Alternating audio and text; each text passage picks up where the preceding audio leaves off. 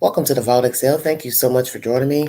This commentary is pertaining to O.J. Simpson, the Oklahoma Misfits, Riley Strain, Seth Rogers, and also other news updates. Brian Korberger.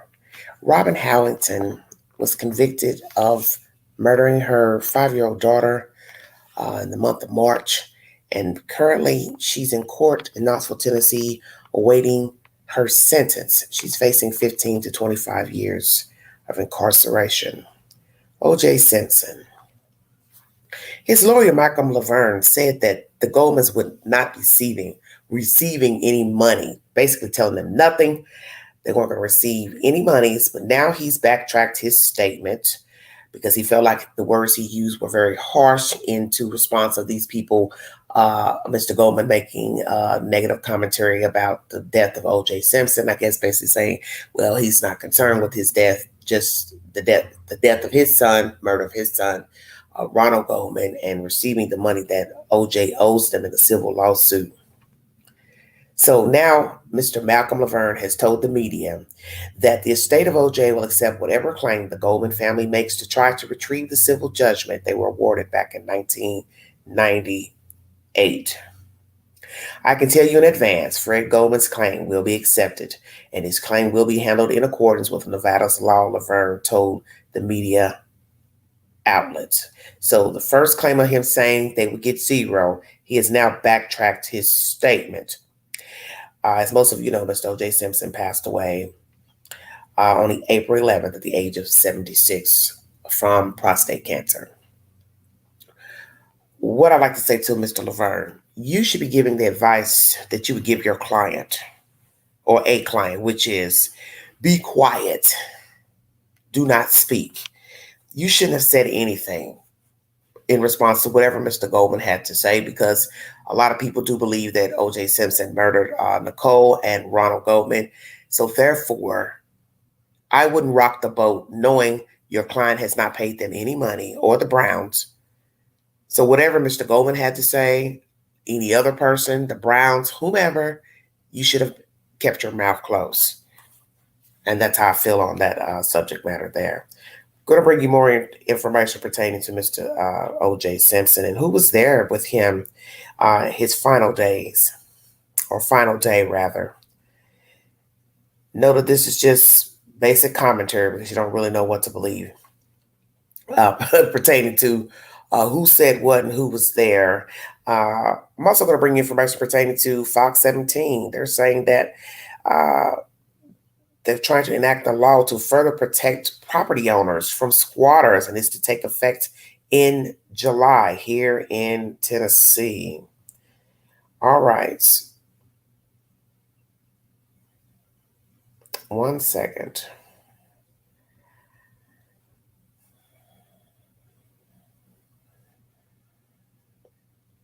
My understanding that someone close to O.J. Simpson was with him.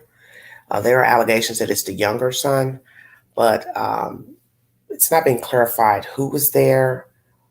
But I don't believe other children were there alongside O.J. Simpson. And so I'm kind of curious to if all of his children were there at the time of death.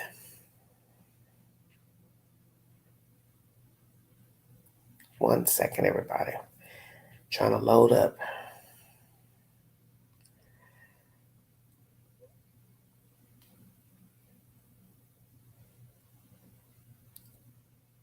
So once again, O.J. Simpson's lawyer says he will entertain what I guess the claim from earlier from 1998.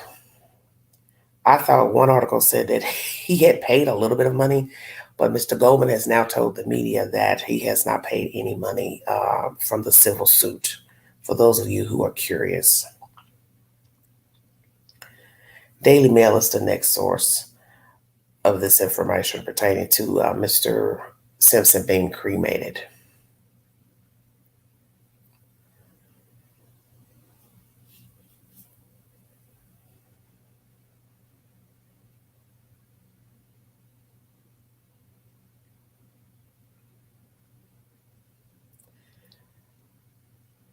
Well, let's Trying to get it to upload. For some reason, it's taking its time.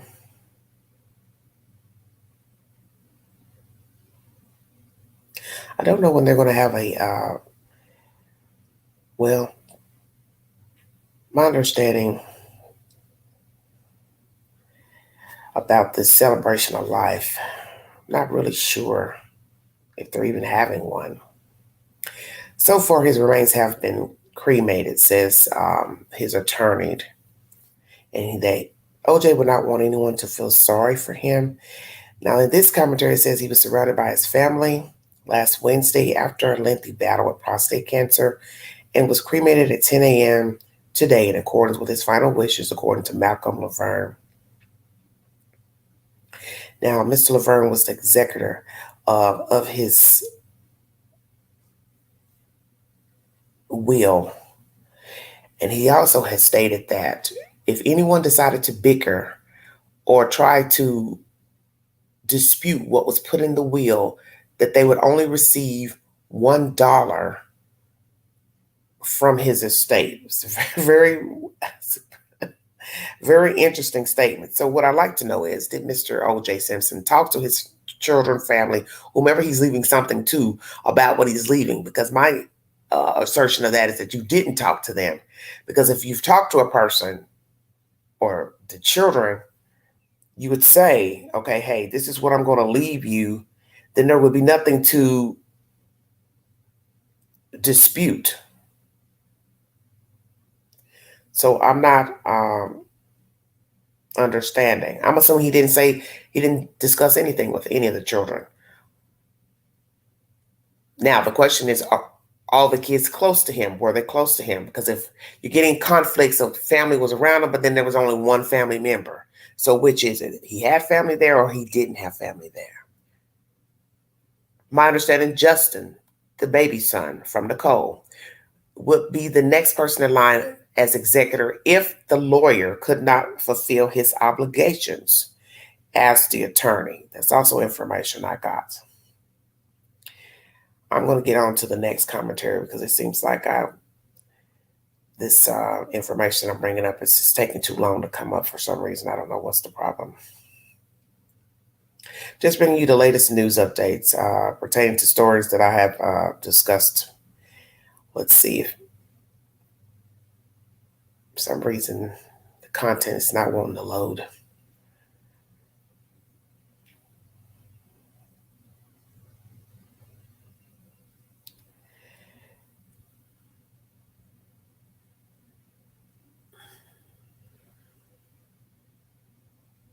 Brian Kohlberger. The latest buffoonery pertaining to Brian Kohlberger is that he was stargazing and riding around in the general area. And that, to me, is not an alibi.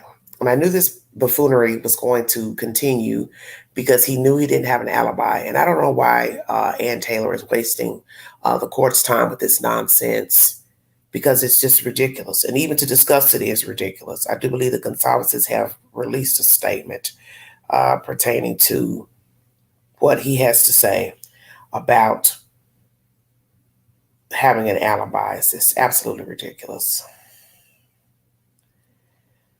Absolutely ridiculous. I brought you information about a young lady who died in the back seat of a police car here in this general area. The officer was new. He was from New York. And he was driving down a dark road that led into the water, into a lake. And now the family of the young lady, they're filing a lawsuit against the city pertaining to the death of this young lady. Husband of woman who died in back of Meigs County deputy's car files lawsuit. Channel 8 WVLT News is the source. Tonight, the husband of... One second. Developing tonight, the husband of Tabitha Smith filing a lawsuit against Meigs County and the sheriff's office. Smith died in February. Authorities say she was handcuffed in the back seat. Sorry, it's buffering.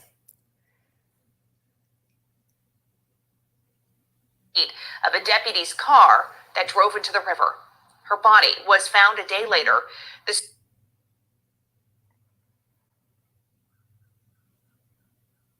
Now, I wonder if this was the husband she was arguing with. I'm not really sure. I know that was the call that the officer got. Is alleging the county did not provide training to Deputy R.J. Well, I don't know what's going on. Nothing. Leonard, who also died in the crash. Both people passed away. He, I think, made it out of the car. So I don't know if he was able to roll his window down. I don't know how all that transpired with him getting out of the vehicle, because naturally it was dark that night. But that's a very terrible way to die. Whether you can swim, can't swim. To be in the backseat of a car, not really knowing what's going on. I don't know if she was telling him, hey, you're going the wrong way. Hey, this is going into the river or lake or whatever. I don't know. But they both were found deceased in the water. And as you hear this commentary, the husband is now filing a lawsuit. What I'd like to know is he the one that was having the dispute with her on the bridge? Because that was the initial phone call to 911. Is that two people were arguing, had a disagreement. She was arrested. I didn't hear that the male was arrested. And imagine getting in the car of a deputy. You're going to jail. You probably got a lot of emotions. You know, I don't know if she was inebriated, under the influence. I don't have any of that information. But I know she later died after being arrested. So that was her final argument, final everything. And that had to be a terrible thing to know you're arguing with somebody. And then later they're found dead in the water, because the deputy made a wrong turn. He also was texting his wife about his first arrest. So that was a dicey, because my thing is, how are you texting and driving? He was new to the area. So obviously he did not know where he was going. And I'm wondering if there was a sign to show, hey, river ahead, lake ahead. So obviously he was just riding that road down. And if you look at the pictures, as I had mentioned to you all before, it looks like a regular 2-lane road with lines down the middle. So it looks like just a regular road, but sadly it leads right into the water. Right into the water. So there you have it. Getting an update now from Channel 6 News. Robin Howington, I brought you that story as well. She was accused of murdering her 5-year-old daughter, accused, charged, and sentenced. She was found guilty in March. Now they have rendered her sentencing. I've been sitting here waiting for the longest for it to come on. It's taking forever for the information to come on. Robin Howington, found guilty in the murder of her 5-year-old daughter. She has now been sentenced. Let me hear what they have to say. Charged, 1 second, everybody. Aggravated child neglect, a felony. Which count was the serious bodily injury count? Which count was the weapon count? I believe 2 was the serious bodily injury, 3 was the weapon.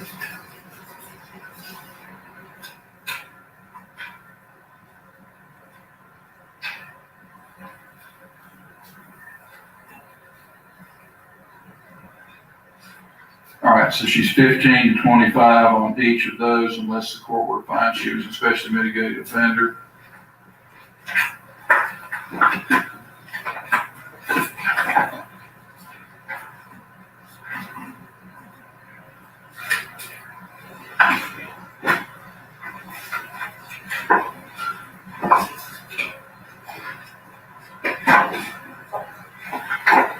Here's the other notation.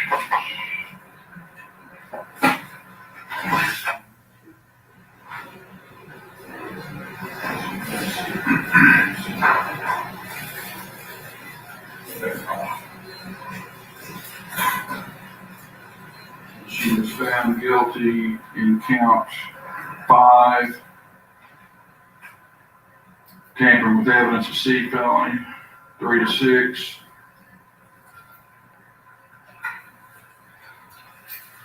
Count 6, attempted tampering with evidence, D felony. Thank you.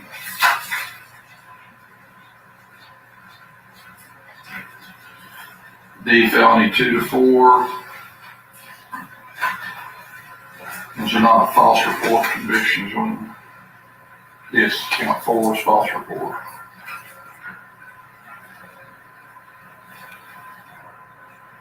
D, felony 2 to 4. All right. Does either side have, other than victim impact, additional testimony that the state or Ms. Howington wishes for the court to consider before the imposition of judgment in this case? Your Honor, no testimony from the state. I would like to introduce the PSI as Exhibit 1. Oh, Right, Lord. please pre-sentence investigation for those Exhibit 1. And Your Honor, April Oliver has provided me with a few pictures of the victim that he also likely worked to see before she died. I mark those collectively as Exhibit 2.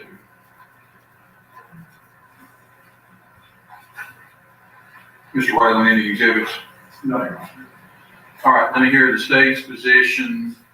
Let's start first with enhancement factors the state believes are applicable to each of the various counts of conviction. Yes, Your Honor. So the first one that we would ask the court to consider is that the defendant has a history of criminal convictions or criminal behavior. As noted, You're urging that applies to each of the 6 counts. Counts 2 and 3 merge. Which count is, I'm assuming the state is asking count 2 to be the one that stands, correct? yes, Your Honor. All right. So, previous history of criminal conviction for behavior. Yes, Your Honor. All right, what's the next one? That the victim of the offense was particularly vulnerable because of age. I think that probably only applies to count 1, being the reckless homicide. What is the statutory subpart number for that? That is 4.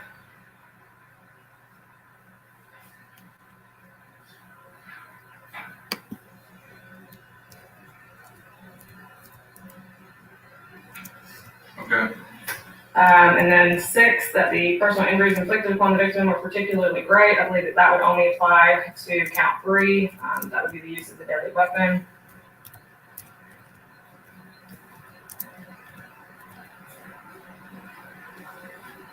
Okay. Factor 8, that the defendant before trial or sentencing failed to comply with the conditions of the sentence involving release into the community.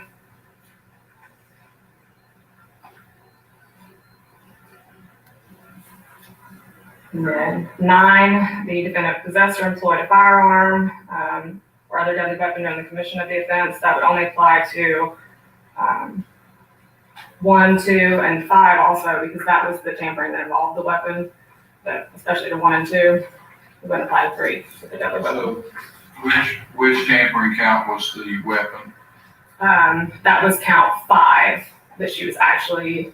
That was the full tampering, and then count 6 was the attempted tampering of the phone. Okay.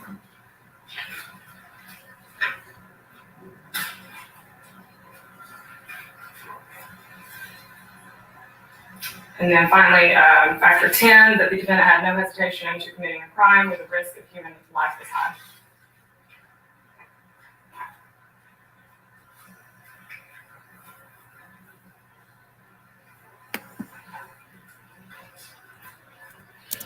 I think the court said it was counts 2 and 3 merge. So we're now talking about applying. I have to enter separate judgments of conviction on each, but by operation of law, those judgments will merge. But they can argue the enhancement factors that they believe are applicable as to each count. 3 that are merging into 2 is 3 will merge into 2. All right, gentlemen, do you wish to be heard on any of the enhancement factors? Do you have any argument? Yes, Your Honor. I did file a sentencing memorandum, so I won't go through them as extensively as I did in the sentencing memorandum. But just as it relates to that first factor, the previous history of criminal convictions or behavior, the defendant does have a couple of prior misdemeanor convictions, it looks like, for failure to appear, driving on revoked, and a DUI. But really what I believe is most applicable here is the criminal behavior. We heard during the trial that the defendant was engaged in drug transactions prior to the shooting of her daughter. She was selling pills to people. Mr. Key testified about that. He further testified that he actually met the defendant because she was selling pills to another individual that he knew. She, in her own interview, admitted to selling drugs. That was apparently her. That is why she claims she tried to destroy her phone, is because there were evidence of drug transactions within her phone. But not only that, Your Honor, I want the court to take notice of all of the other things that she did in this case in particular that she wasn't charged with, okay? And so specifically, again, if we're believing Ms. Howington's story that it was her 2-year-old that got the gun and shot the 5-year-old, having the gun where the 2-year-old could possess it in and of itself is neglectful. Obviously, she wasn't charged with that, but I do believe that it's something that the court can consider. Yes. Additionally, I think that it's very relevant that in this case, this defendant tried to literally frame the victim's father for first-degree murder. She went so far as to actually pick him out of a police photo lineup. Mm-hmm. That's how far she took it. I mean, by my count, she easily could have been charged with probably 10 or more reports of false reporting because she gave a different statement almost every time she opened her mouth. And so we would just ask the court to take notice of not only the criminal convictions that she has, but even the criminal behavior in this case alone that she wasn't charged with is very significant. Mm-hmm.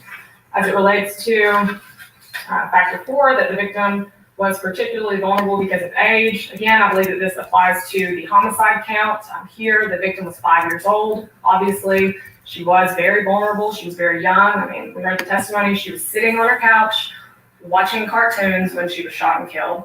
She actually had the remote in her hand. The bullet passed through her hand, passed through the remote. Now she's crying. So we would ask the court This to woman is apply that crazy. particular enhancement factor to that count. Oh, dear Personal God. injuries inflicted upon the victim were particularly great. Again, this would only apply to count 3, the use of a deadly weapon. Obviously, we know that they were great. She lost her life. The defendant before trial or sentencing failed to comply with the conditions of a sentence involving release into the community. The defendant was on bond for several years in this case. The pre-sentence investigation reports that are part of the court's records indicate that she failed multiple drug screens up until, I believe, the middle of 2022. So almost 2 years that she was on pretrial, she kept failing drug screens for marijuana. In the pre-sentence investigation report, she admits that she kept smoking marijuana until 2022, which would be a violation of a pretrial release. Possess or employ a firearm. Again, I know that her story was that the 2-year-old possessed the firearm, but at the end of the day, this was her gun. She admitted to that. If it is true that she just left it around the house, it's still her responsibility. Also, it applies, I believe, to the tampering count, where it specifically involves her trying to conceal this gun in the bush outside the home after her daughter was shot. And then finally, as to the last one, again, that the defendant had no hesitation about committing a crime or the risk of human life was high. So I believe that would go to the child neglect in this case. I mean, she had no hesitation whatsoever. She knew she had a gun in her house. She claims that she knew that somebody else had apparently put it back in her house. She didn't try and check to see where it was. She didn't try to make sure that it was safe. She didn't attempt to make sure that her children couldn't gain access to it. She did absolutely nothing as it relates specifically to the neglect, knowing that. Subsumed by the elements of the offense on the neglect. Well, I don't know that it's fully subsumed within. I guess it could be potentially in the deadly weapon. I'm not sure that. I mean, serious bodily injury doesn't mean that somebody's going to die. So I don't know that it's all the way consumed within the serious bodily injury count. But again, like I said, this was her gun. She apparently didn't know where it was for days, but a 2-year-old finds it in about 4 minutes. So we would ask the court to apply that factor. Very interesting. Do you want me to Wow. on the enhancement factors for I'm now? focusing on the enhancement factors. Mr. Whalen, address the enhancement factors as urged by the state, whether you agree with them or object to them. Once you have concluded doing that, address whatever mitigating factors you believe are applicable under TCA 40-35-113. Yes, sir. As to the history of convictions and behavior, there is the most minimum of. Sorry about that brief intermission. She has no remorse. Sitting half-assed in the chair, only cries when the DA mentions the daughter being shot. Before that, there's no emotion. There's no anything. She's just, looking off. You can tell she's agitated. She's an actress. Now she wants to start crying now. The abuse of Mr. Oliver, who apparently is not going to be standing here today saying anything either. She's just ignorant. Your Honor, he is going to be a victim of tonight. He's up this night to read it, just to let the board know. He has the right to understand, give a big feedback. So Now we have a victim. I had no intentions of playing this today because I didn't know how long this was going to run. Oh, mercy. That is one of what we'll also be arguing as mitigation.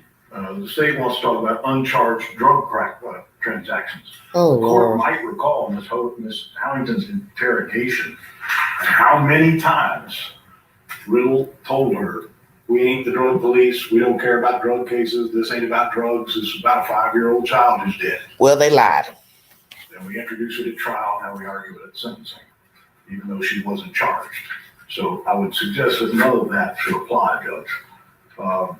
Rumors of conduct should not be used for sentencing purposes in a case like this or any other case. Why There not? are constitutional guidelines for a reason in the plea agreement form. How's it a rumor if you test positive for drugs? Cubby holes over there talks about, you understand if you enter this plea, these charges could be used if you are. I'm going to stop right there for just a second. How can it be a rumor if you are tested for drugs going to your probation officer? That's not a rumor. If you fail a drug test, you fail the drug test. If you admit during interrogation that you sold drugs, if eyewitnesses who were investigated during this crime say, I bought drugs from her, or Pookie recommended I buy drugs from her, what fool is going to admit that they're buying drugs from somebody and be making that up? Nobody. So none of these, to me, is what you would consider a rumor. Only a dodo-bird would admit that they're buying drugs, using drugs. The guy who testified said, I was buying drugs for my mother. Now, more than likely, he was probably buying it for himself. But he knew he was caught because of information in her phone. So he just went ahead and admitted it. And this attorney, I don't like him because he was quite ignorant to me. Trying to blame the officers for what they said to her during interrogation. My point is, if you weren't doing what you were doing, you wouldn't be in a situation to be talking to law enforcement in the first place about your kid. And police do not have to tell the truth, detectives. So if you think that the police or the detectives are going to tell you the truth during interrogation, then that means you need to go back to 101. 101 something in school, which means stay your ass out of trouble. Yes, they lie. They lied to get you to tell the truth. That helps them seal their case. That helps them close a case. That's the purpose of them lying. Nowhere in the book of life did it say the police, the detectives, whomever are going to be truthful with you. They don't have to be.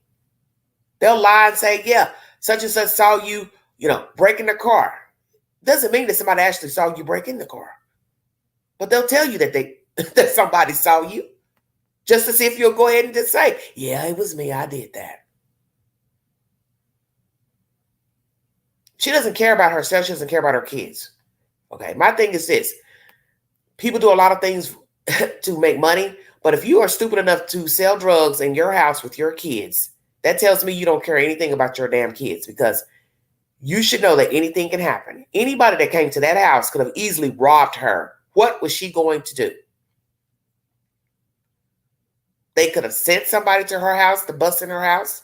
It looks like she would leave her screen door unlocked, so anybody could just come in, swing the door open, lay everybody down, steal from her, hurt her kids. So she was opening Pandora's box to trouble just by selling the drugs, number one, whether she had kids or not. Now the factor is you had kids in your custody and you were selling drugs. Then you're fighting with the boyfriend or the baby daddy of the daughter. And I do believe she intentionally shot that child because she was tired of dealing with the baby daddy. She already had a new guy she was dating. I did notice an African-American male sitting in the court behind her during trial. Don't know if that's the same guy she was dating at the time years ago, but nonetheless,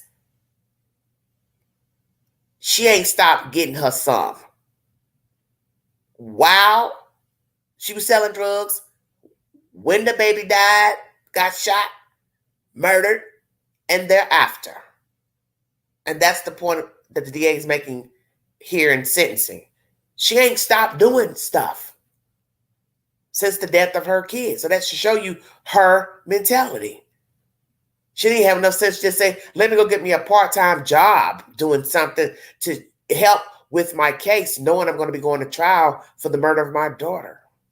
But see, when you don't care, you don't even care. Most people at least try to put on a front knowing they're going to be going to trial at some point.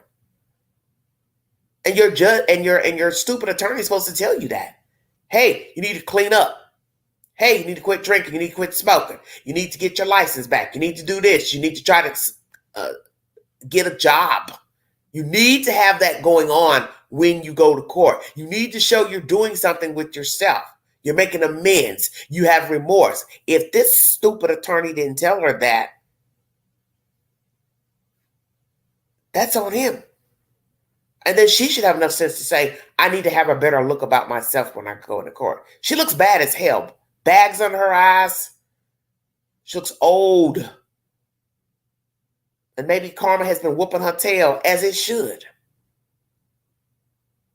Because as the DA says here, all the different versions she gave during interrogation, didn't know where her gun was, but the baby could find it within 4 minutes. And we know that child didn't crawl up in some closet and get a gun too small for one. He was too little. And then how would he know to go reach up in the closet, get on a stool, and reach up in your closet to get your gun? Because if you didn't know where it was, then naturally he wouldn't know to go get a stool. Then the stool, it's missing, it's out of place. All this crazy nonsense. I think the holster was on the back of the door. So it's like, see, all these different versions. And we know the child couldn't have put a holster up on the back of a door. Can't reach it. Are convicted of something in the future. The idea of vulnerability of the child, that is one of the elements in the child neglect. So I think they're only urging that as to count one. And she should have been charged with child neglect. I don't know how you And the gun as well. use that in what the jury had an opportunity to convict her of. Felony first-degree murder. Did not, and found reckless homicide. And so a reckless act is not something that should be considered when we talk about the age of the victim. What they said was, that the state said, no one's going to tell you that she intended to do this. Well, what the case law says interpreting that particular factor is that there has to be the vulnerability of the victim has to be in some way causally connected. In other words, it was easier for the defendant to commit the crime because of the particular vulnerability of the victim, be it age or some form of infirmity. And I would suggest that either under a negligence theory or a reckless that she was convicted of, there's nothing that would suggest this crime was committed in order to take advantage of the young age of the individual. So I don't think that applies, Judge. And again, injuries inflicted upon the victim were particularly great. Again, she was charged with felony first-degree murder, was not convicted of that. And so we're back to the reckless homicide. And Well, that's an element of where it's unsafe. so I don't So I think the argument is that the injuries has to count to the aggravated child neglect count that the statute requires that they prove serious bodily injury. In this instance, it went beyond that, it was death. And what we have is a case in which count one was homicide, a felony murder in perpetration of aggravated child neglect. So when the jury finds finds her not guilty of that charge, finds her guilty of reckless homicide and aggravated child neglect, it puts you in a different situation because technically that's the definition of felony murder. So we're saying, okay, it was a reckless homicide and the underlying felony of the felony murder. So I don't know how you separate those now at this point for sentence enhancement. And again, I think more so, not all cases are the same. This is a case where they're saying and said to the jury, we're not telling you she intended any of this to happen. And then again, almost like with the age of the victim, if she didn't intend any of it to happen, then how do we hold her responsible anymore for Now she's crying. particularly great injury that she didn't intend to happen than we did for age? This was a horrendous family tragedy, which has not been made any better for anybody because of this trial and its conclusion. It's still a tragedy. And it's as much a tragedy for Ms. Howington as it is for anybody else. It's a tragedy for the dead person because we don't know if she suffered the baby. Tragedy for the child who was present, which is the toddler. But I hear what he's saying. Why are we discussing other things at sentencing that weren't the charges against my client? But that's the point. They're mentioning this because charges, she didn't face some of those charges. She didn't face, the negligence of the child, leaving the gun out. We saw negligent homicide only because we knew possibly 12 members could acquit her for first-degree homicide. Because that's really what this case was about, proving who actually pulled the trigger. So a lot of times they go with a lesser charge, the DA, because they know it might be hard to prove that this woman deliberately shot the baby. 2 feet away is very close. So 2 feet away, a gun was dislodged and shot a kid. And through trial, it was proven she had 12,000 versions of who shot the baby. It was this person, that person, the boogeyman, the baby daddy. So I understand what the DA has said here. You got to count all of that lying.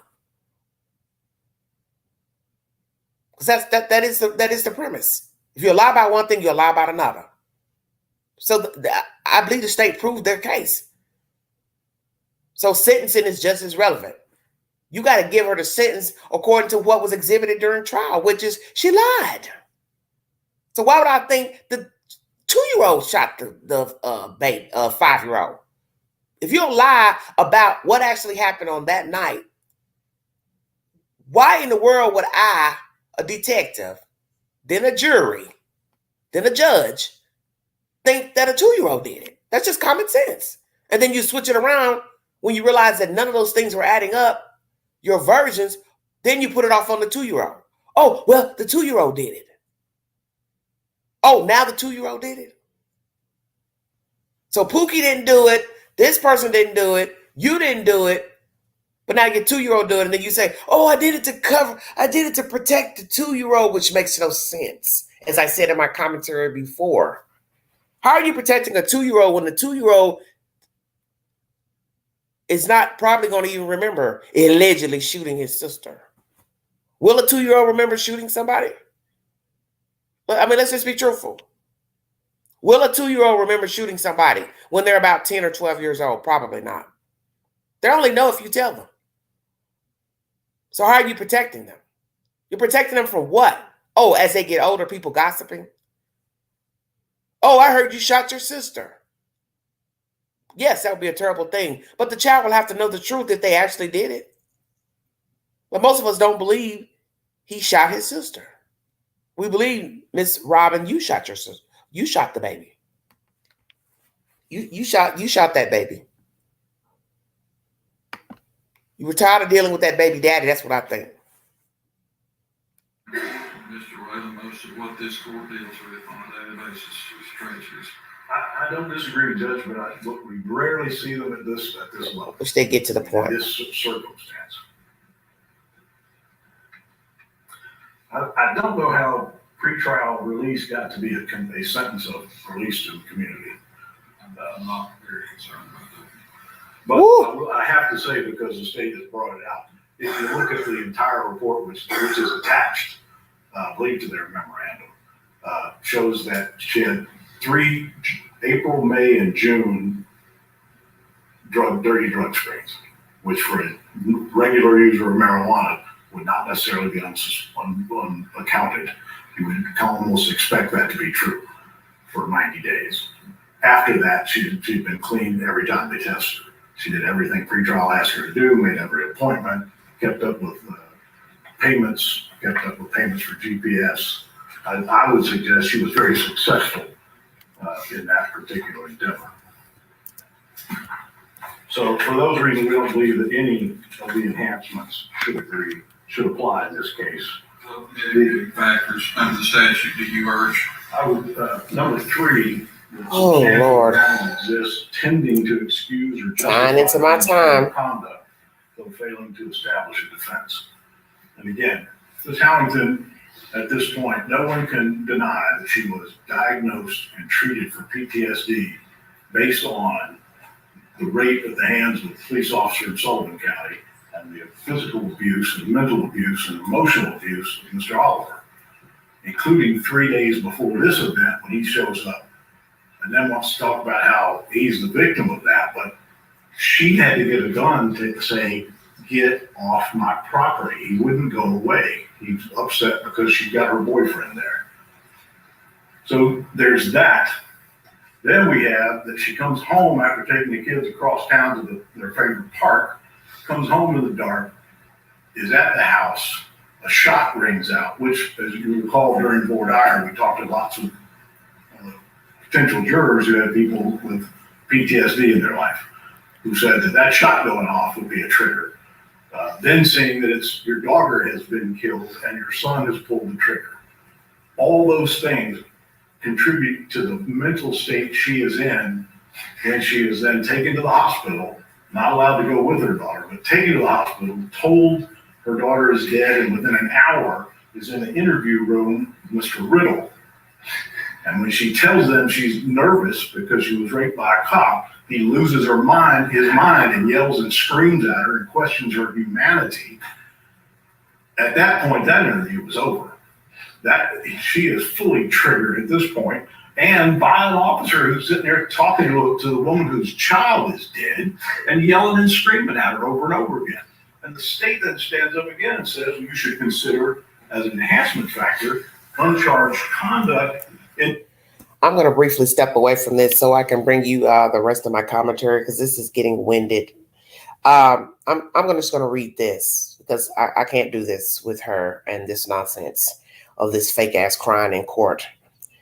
Destiny likely lived less than a minute afterward, experts testified this week. The bullet pierced her hand, a TV remote, and then went through her chest as she lay on the couch, testimony revealed.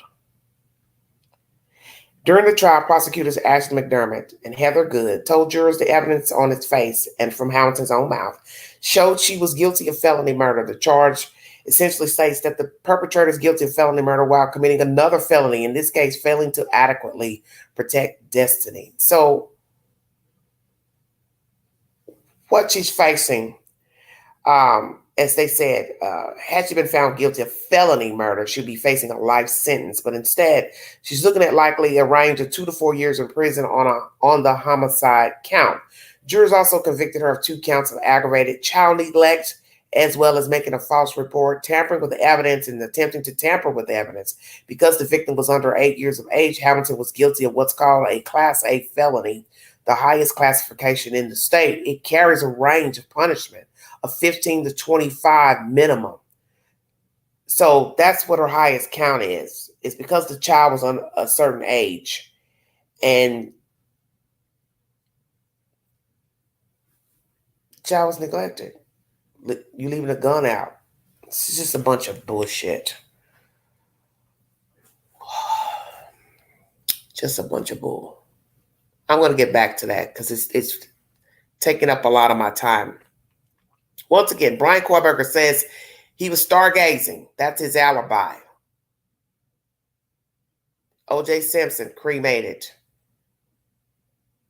It's been revealed that Anybody that contests the will, tries to sue or go outside of the provisions of the will, they would only receive $1. Allegedly, one person was with him. Also, his son has been put in second command of the will in case Mr. Laverne cannot exact his obligations. Who is getting what? And he's also backtracking his statements pertaining to Ronald Goldman's negative commentary of OJ passing. He's basically saying he will follow the Nevada law pertaining to the original lawsuit where he and the Browns were supposed to receive $33.5 million, which allegedly OJ Simpson has paid none of that said money.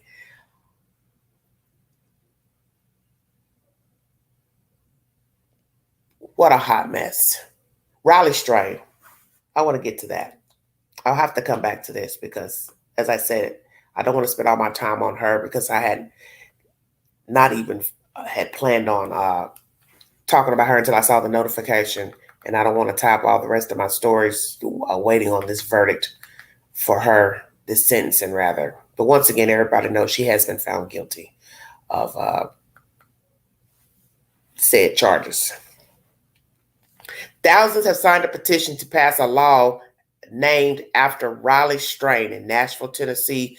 This law is persistent to calling a cab for anyone deemed inebriated in a bar setting, restaurant, club. Now, where that's going to be a problem is the fact that there might be 15, 20 people drunk in a bar. So now who is going to be the person that's going to call each person a cab, Uber? Because you don't really have a lot of cab services in certain places, rural places, small towns. You don't have a lot of cab service now. What is going on is rideshare, Lyft, Uber. So how are you going to call? Because somebody has to set up that service via a phone and an app. So that means now somebody has to go into a drunk person's phone, which that's going to be a problem because later somebody will say they try to commit fraud or something. This is not going to work. That's why I said it's easy to say what a person should or shouldn't do when it comes to dealing with a drunk person. But when you start talking about now calling people cabs, we're not talking about the neighborhood bar like you saw on Cheers on TV. That's TV. It's not realistic. You're talking about a bar that has different levels, different people drinking. So now imagine one person is supposed to be now designated to call 5 or 6 different people cabs. Hey, yeah, I need you to come pick up a cab for, what's your name? Joe. Yeah, Joe's going to be sitting out front or sitting at the door waiting on you. Now he has to go over here and talk to Susie. Susie, oh, okay. What's your name? Susie, okay. Call the cab service. Now we're calling a cab for Susie. So as I said, who's going to be the designated person to do this in a place that has a lot of people inebriated and in need of a ride? I don't think anybody's really thinking that through. That's the latest pertaining to Riley Strain and the petition signed in Nashville, Tennessee. Okay? No, nobody's thinking none of this through at all. We're going to talk about oh Lord, and I still haven't talked about Leilani Simon, Jesus Christ.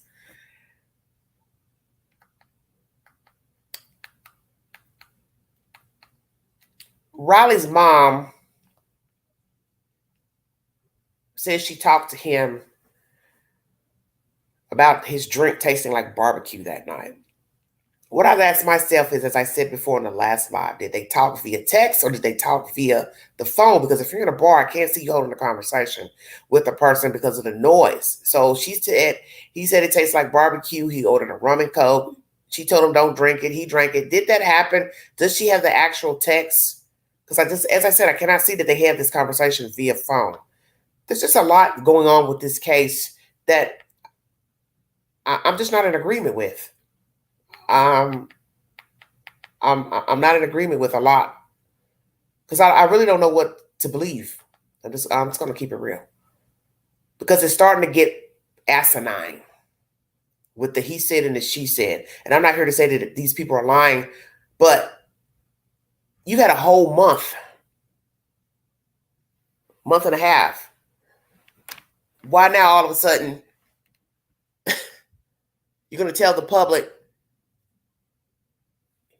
he said his drink tasted like barbecue. This is what I don't like about the Riley Strain case. Every other week, it's something that's a surprise. And my thing is, it's been a cat and mouse chicken dance with these people and this kid. First, you didn't want to say anything about his friends. Now, his father is vocal about they haven't been beating down the door. They haven't been calling. They haven't been in contact. They ain't told us nothing. They went on to the formal dance that Saturday night. They saw us sitting in the truck, wave, kept on going. You never told nobody none of that. So you've been holding on to that secret for over a month.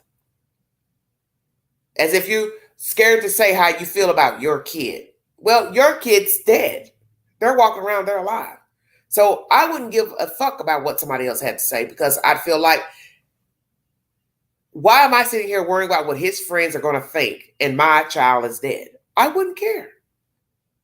Because if you're not calling, you're not visiting, you're not sending condolences, then why am I going to sit here and worry about what I feel about you and what I'm going to say to the media? So now they waited all this time to give us all this information about boots off, socks on, underwear on, shirt on, watch on, wallet gone, phone gone, stuff that could have been mentioned when he floated up.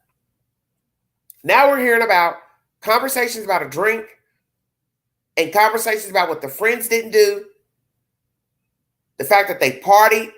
We're also getting conversations about them partying in the room, slamming doors, all kind of crazy nonsense with the Riley Strain case. There's not even enough hours in the day to bring you this information. All these stories to me they're all equally the same because it goes back to what I always say about people. You don't know people. You're sitting up here upholding these people at first like you didn't even want to say anything bad about them. Now you want to say, well, they didn't do this. They didn't search for him. Oh, that's another one. Now, remember the version we got? They searched. Now we found out it took them 2 hours before they even showed up to the police department. Now we found out, they didn't get back to the room until 3 a.m. This is just stuff I'm trying to remember from the interview. Because you can't even keep the story. I can't even keep up with the story. Because what is the story? What is the truth? So obviously, nobody walked him down. Nobody cared where he went. Nobody cared where he ended up. All this BS about the Snapchat showing him pinging at 11 o'clock. So what you got to ask yourself, is that time accurate? Because you got to remember, I'm on East time. Nashville's an hour behind me. I would assume they would have been on the same time with Nashville time. So what is this 11 o'clock business? Are they still standing on that? Well, allegedly he had some type of mishap under the bridge at 9:58. So what's the truth? So how do you go from 9:58 to a Snapchat ping at 11? I don't get any of this. It's just ridiculous to me. This is all BS.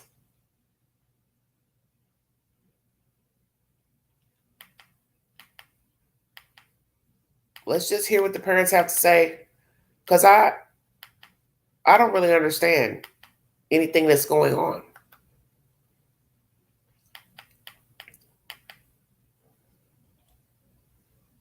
Now, 13 hours information about Kohlberger. Kohlberger defense to use different cell phone data than the prosecutors. Great. So that's where the stargazing BS comes in. And will TikTok be banned in the United States? That's also the latest information. United States government does not want TikTok accessible to United States citizens for the fear of them spying on Americans. How do you all feel about that? Chad Daybell's trial is still currently going on. They're on the recapping day 6, Court TV. Oh, Lord have mercy.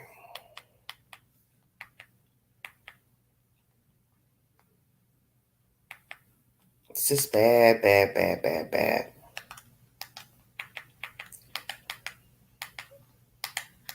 All right, everybody, let me get this nonsense with this. The interview is like 15 minutes long, pertaining to Riley Strain. Let me give you just a quick recap of what they have to say. This was uploaded 2 days ago by News Nation. This is all over the place.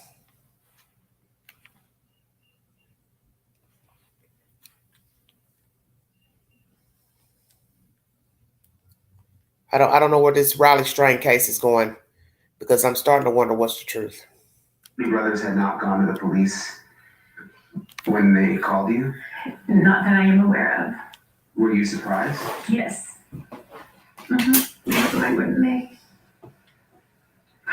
Why wouldn't they have called the police when they got back at 3:15 in the morning? And I didn't see them then. Why wouldn't they have called the police? I don't know. So 7 or 8 hours had gone by from the time they got back to the hotel to when they called you. Do you have any idea why they didn't call the police until then? I don't know. We called them on the way down, and it was probably close to 12 o'clock, and they were just going to the sheriff's detention center, to the sheriff's office, to reporting missing. That was probably 12:30, somewhere in there. So 2 more hours had gone by from the initial call. Yeah. They still hadn't gone Yeah. to the police. Yeah, 14 hours after his last ping over his phone was. Do you think they were just scared, or do you have any idea why? It's $1 million question. So what happened when you got to Nashville? So when we got there, all the boys were out. Well, not all the boys, but several of the boys were out front with a police officer. And we had to finish filling out the report. So we completed that, and the boys stayed out for a while. And then they all of a sudden disappeared, all of the boys.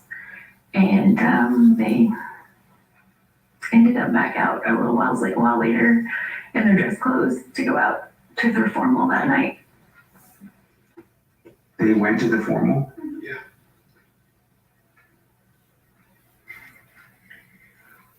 I mean, these are his fraternity brothers? Curry brothers, Roommates. friends from high school. We spent the next 4.5 hours searching every emergency room to see if he was in the hospital. We come back and they're coming back, some of them from the party, and they're waving at us as we're sitting in the truck. How's that make you feel? I would have thought they would have all banded together like a search group that night. You know, 150, 160 of them on the ground, there from all different chapters. And, they told us that they were there. All of them were there if we needed them. We didn't know what we needed at that point in time, but you would have thought that, they would have at least been out searching, trying to do something. Was it or something? So the night after he went missing, you were out searching and the fraternity brothers were partying. What were you thinking? We weren't very happy with them, to say the least. It's appalling. You all received a letter from someone else who was staying at the same hotel who described a little bit of what they heard that night that Riley went missing. I just want to read part of it. At first, I thought it was a bunch of drunk college kids being jealous of girlfriend-boyfriend stuff, but it was too loud and went on too long. They were in halls. I could hear them between the walls. The doors for the hotel rooms are very heavy, so they slam when you let them shut. I woke up at 3:15 a.m. to numerous doors slamming, kids in the hall, both boys and girls, having very loud discussions, going back and forth from rooms multiple times. It was like new kids kept showing up on the floor during the entire period. These kids were freaking out about something. Were you ever able to find out what was going on in the hotel that night? From one of the friends that I talked to this week, apparently he had hurt his hand that night didn't really specify what he had done, but apparently it had to do with a hurt hand that night. And people being emotional about it. Apparently it didn't have anything to do with Riley. Do you think there's information that his frat brothers have that they're not sharing? I feel like yes, maybe.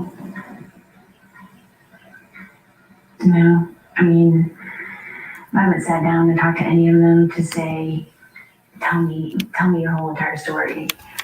Would I like that? Yeah, yes. It would be nice. Now that you've found Riley, do you feel like you have a different purpose in terms? I mean, do you want to know everything that happened? Is there like a hole? How would you describe it? Of course, there's a hole in my heart. There always will be. And we may never know what happened that night, and that makes it even worse for me. But yeah, I would like to know everything that happened that day. Thank you for watching. Go to newsnationnow.com to find News Nation on your television provider. And don't forget to click the red subscribe button below to get more of News Nation's fact-driven, unbiased coverage. All right, everybody, that's just a synopsis of that 15-minute interview. 1 second, please. Brief intermission.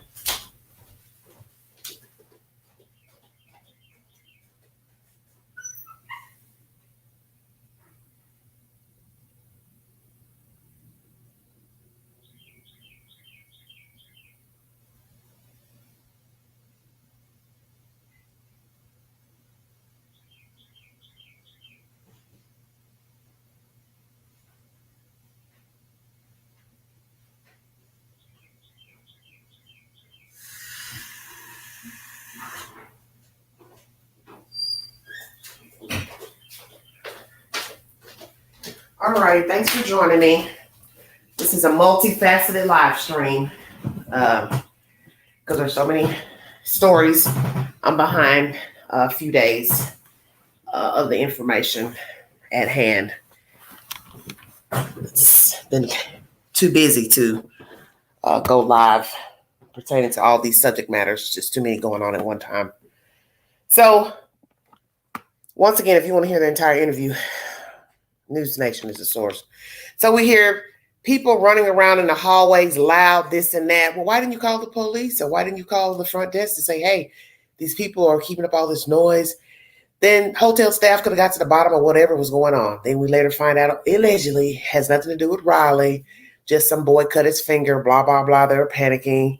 Don't know how he cut his finger, who the guy is. But what you get from this commentary is that nobody searched for Riley Strain that was a frat brother. They went on to their formal on that Saturday. Took them 2 hours before they even went to the headquarters from the initial 911 call to say he was missing. Then you backtrack from the time they called to getting home at 3 a.m. So this doesn't sound like people who were looking for him when they left Loop 32 Bridge. I said all this beforehand. You don't have any proof to anything. You don't have any proof to anything. I also said the father, the biological father, he was the main one saying he doesn't care about what happened that night. I just want to know what happened under the bridge or where the phone pinged. That never made any sense to me. How do you only want to know part of the story? You need to know everything. You need to know what he was doing, what he was drinking, how he was acting. And I find it strange you're not showing us anything, Luke 32 Bridge, of Riley in the bar. How is the story supposed to make any sense? You don't even show anything. You mean to tell me you have no footage of him in the bar? That's what you should be showing. Let us show you he was inebriated and why we asked him to leave. And you're not even descriptive about that. Just that, well, we asked him to leave, he was inebriated. Okay, so what? There are a lot of people who get drunk, but they don't get kicked out of a bar because there is more to this story.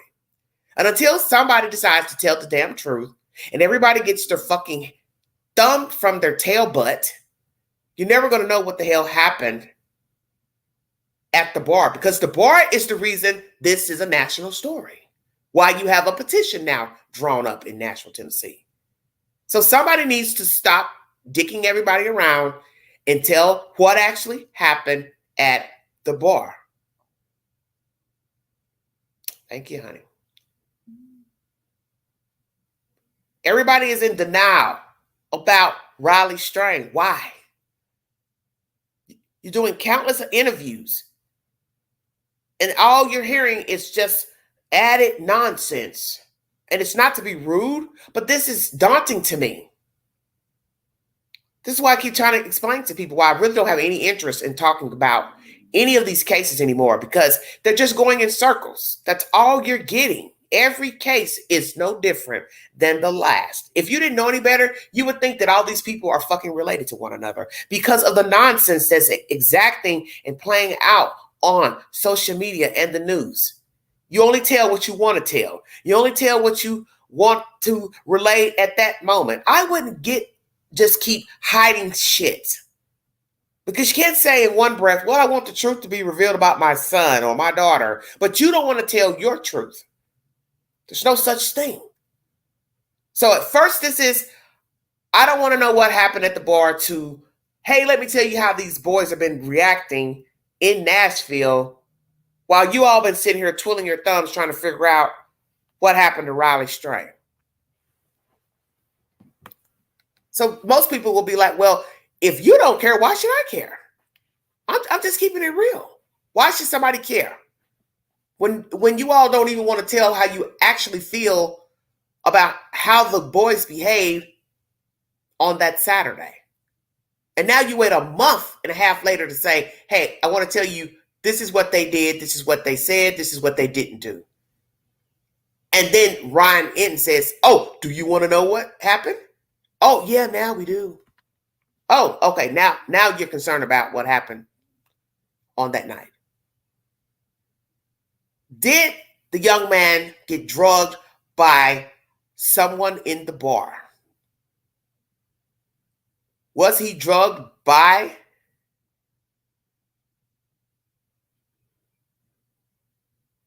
someone? Bartender, waitress, his own friends, comrades, or a complete stranger? That's the latest events. Did he text his mother that the drink tasted like barbecue? If so, why did he continue to drink the drink? Or did he call her to say the drink tasted like barbecue? I don't know. The link is in the chat if you'd like to come up here to give your opinion pertaining to O.J. Simpson, the Oklahoma Misfits, Riley Strang, Seth Rogers, Brian Kohlberger, Robin Howington. Those are the subjects at hand. News Nation is the next source pertaining to Riley Strang. Thank you for joining me. Tonight is Chris Dingman, a friend of Riley Strang's family. Chris, great to have you back on the show. You agree with Riley's family that he didn't fall into the river by accident. You have some pictures that you've taken to help explain why. It was a very steep embankment that had a lot of rocks, a lot of trees. You say it's impossible to fall down it without getting some sort of mark on your body. Yeah, it's the terrain right there. We've been trying to explain to people from day one. It's just extreme terrain. The police actually tied off roads to rappel at that picture we're currently looking at to get to that point. So yeah, the families had a real big issue with that. We actually had, and we're thankful, we actually had a local Nashville native that actually took a tire from that picture that we're looking at right there and rolled it off of that ledge and down towards the river. And the tire never made it past that first leg after that 20 minutes. And that's what I had been saying from the beginning pertaining to Riley Strang falling from the sidewalk. With all the people who were going live and making videos, the first thing I said was, where is the actual location that you all think he got into the water? Because you're not telling us that. You're only showing us an area where a card was found, which was strange to me even then with the card situation. Then you have all these different areas near the sidewalk, but they're not all made the same. And I said that before. There's one area as you walk farther down from where the cop was, or however the proximity is, it's just more dirt and you could just roll over. You know, if somebody pushed you, just roll on down. But I said then, will you go straight to the water? Because who's to say the rocks wouldn't catch the fall? I've been said that. Then there's an area where there are pillars, concrete pillars, and a railing. All of that is not made the same up there on that near that sidewalk. Every area is not the same. We had people who showed us trees and branches and the cliffs, but all of it is not made the same going down that sidewalk. So I have been asking 1,000 times, I need to see where he or where somebody assumes he got into the water, because all of the places are not the same. And you want me to believe that he just fell where, rolled down on top of rocks and just kept tumbling into the water. Now, we heard the water was higher at that time, that early Saturday morning, or well, that Friday night. This is what I've been asking 1,000 times. Who's to say that the rocks wouldn't catch his fall? Robin Howington now has gotten her sentence. 1 second, everybody. Let me break that open. Oh, Lordy. Too many things going on at one time. 3,000 stories intertwining.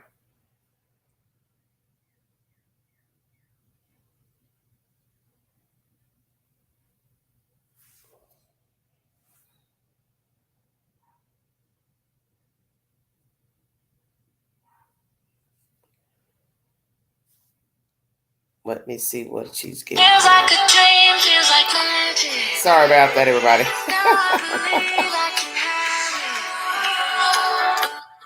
Sorry about that. Trying to get this, my volume is just horrible on this device. Hold on. Sorry about that, everybody. Trying to open this up. It's having problems. Okay. Let me see what they give us. See, this was almost 2 hours. It would take too long.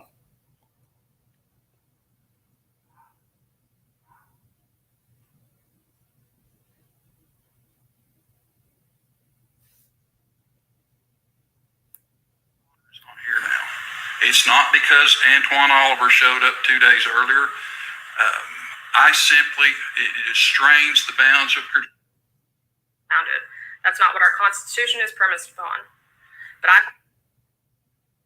Hold on. I'm trying to pull this up. I'm trying to get to the end because I don't want to play all this because I got too many stories going right now. So if you want to check it out, you can go to Court TV at Law and Crime. I'm going to speak. Of that firearm is the reason that your daughter is not here now. It's not because Antoine Oliver showed up 2 days earlier. It strains the. Oh my goodness. I don't know why this keeps jumping off.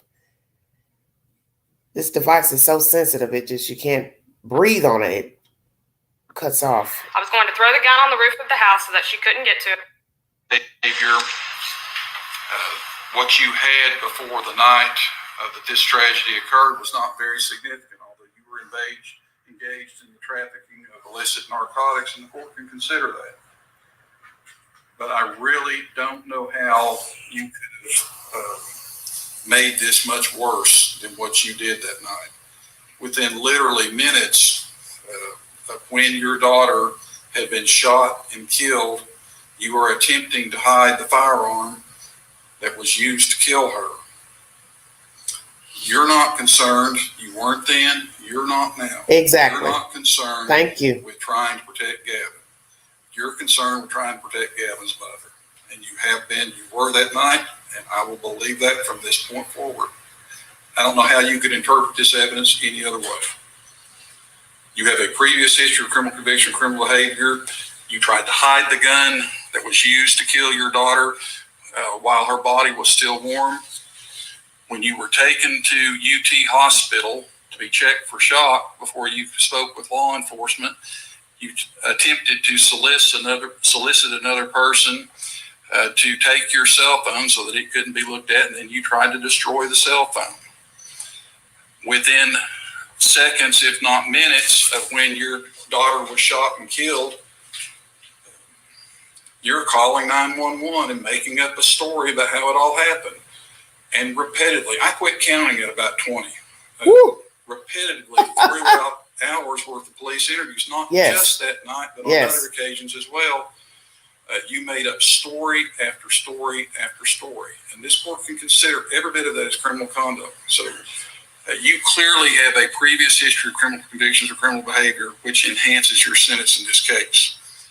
As to count 2, the aggravated child neglect where there was serious bodily injury, count enhancement factor number 9 applies as well. A firearm and your handling of that firearm is the reason that your daughter is not here now. It's not because Antoine Oliver showed up 2 days earlier. It strains the bounds of credulity to believe that your boyfriend just laid that gun down where a small toddler could just walk in within 2 or 3 minutes after you and your children arrived home, found the gun, pointed it at your daughter, and pulled the trigger, when that gun had been in that same place for 24 to 36 hours and nobody saw it. I will never believe that. And I don't think you were honest with the jury about how that happened. Exactly. But the simple fact remains that however he found it, you were responsible for that gun. What I believe happened, if in fact it was your child that had the gun, when the bullet was fired that killed your daughter, there was a man that came in. And I don't know if it really was somebody to collect window tint payments like you testified to, or if it was a bill deal. I never heard that. Came in. It was a strange man in your house. I never heard that about the window tint. For protection. I believe you had a round chambered and the safety off, and that gun was left there. And when you stepped out to smoke, the tragedy occurred. But that's on you and nobody else. So I place great significance on the 2 enhancement factors that I found. Your history as well as the firearm use in this case. As stated previously, the mitigating factors, this was an unusual case. There are unusual circumstances, but I don't place much weight on that as far as mitigating your punishment. So if you would, please, ma'am, stand up. Ms. Howington, in docket number 117659, based upon the jury's verdict of guilt, finding you guilty in count 1 of the lesser included offense of reckless homicide, you were found guilty of that offense and sentenced to a term of 3 years to serve within the Tennessee Department of Correction as a range 1 offender. In count 2, based upon the jury's verdict of guilt, finding you guilty of aggravated child neglect, you were found guilty of that offense and sentenced to a term of 22 years to serve within the Tennessee Department of Correction as a range 1 offender. In count 4, based upon the jury's verdict of guilt, finding you guilty of false report, a Class D felony, you were found guilty of that offense and sentenced to a term of 3 years to serve within the Tennessee Department of Correction as a range 1 offender.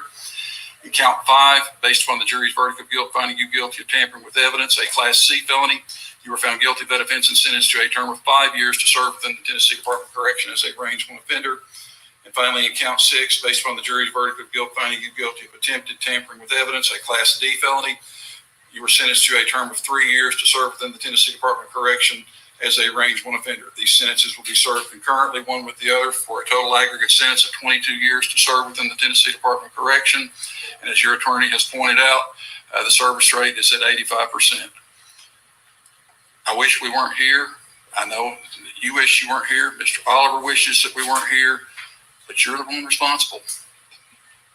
That'll be the judgment of the court. Good luck to you. When do we need to set this for motion for new trial? All right. Really, it's 37 years. He's on 22. When you count all the other charges, because the one charge with the neglect holds the most. I mean, I don't know. It's got to be way more than 22 years. Hold on. Let me see what somebody's got. It's just ridiculous. She lied so much. As he said, I stopped after 20. That's the point. So I'm not going to believe anything about window tint. If you've lied continuously during interrogation, there's no way you're going to believe that version. Oh, somebody's bringing me money for window tint. Like he said, well, it's that or pills. Oh, you stepped outside the door to smoke a cigarette. That was one of the last versions. Then I came back in. My daughter was dead. But like he said, while she's dead, you're outside hiding the gun. So you got enough sense to say, okay, my baby's dead, but I'm out here hiding the gun, and then I'm calling somebody to come pick up the gun. To me, that was a setup. What you want to do? Set that guy up so he can come touch the gun, be seen, fingerprints on the gun. She has no respect for people. So why would I think anybody that want to implicate other people and get them involved, whether to set them up or not, why would I think you wouldn't be the same person to deliberately shoot your kid? That's how I think of her. That's why I believe she did kill the kid deliberately. Because there's too many lies that were told that you could have said day one, I don't know what happened with my gun, where I left it or whatever, but my baby got it some kind of way. And even if you had to lie on that and say, you know, I don't remember where I left it, but my baby found the gun and he shot my baby. You should have said that out the gate. Out the gate. Then it would just been a negligent charge. You had that one charge of negligence. I left the gun out. He picked up the gun. But like the judge said, the gun's been there for damn near a day and a half. Out. We know that the gun was out because the boyfriend, the baby daddy, he's been in the house to know that it was on the nightstand. So that leads me to believe he's been in your bedroom. What did I tell you all about that in the last video? How did the baby daddy know that the gun's out on the nightstand? How would he know that unless his daughter told him? Or he's been back there in your bedroom because you two been still having sex. The same one that's been beating you up. And I believe he also made a victim impact statement during this sentencing. Feel free to go back and watch it on Court TV or Law and Crime. See, just a bunch of nonsense. They're bickering and hollering and screaming and fighting. Then the other new boyfriend, he's getting entangled with them. The new boyfriend, you shouldn't even want to be involved with her. What would you want with her? For what? Nah, I'm going to leave this chick alone. She's got too much shit going on. Going to leave her alone. Let's finish this Raleigh strain. Robin Howington has been found guilty, everybody. As I said, and she got found guilty a month ago, and she's received her sentence of 22 plus years in penitentiary. Right now, we got Mr. Dingman, who's been speaking so many times about Raleigh strain. Vargas is asking him if he believes that the young man was drugged or not. News Nation is the source. Thank you for joining me. They could have fallen on any type of those lengths or diameters and not had any serious body problems with it. You went to this homeless encampment that's near the river, and that police have said it was possible Riley fell from down into the river. And you say after being at that encampment, there's no way you could have fallen from there either. It's like an absolute jungle.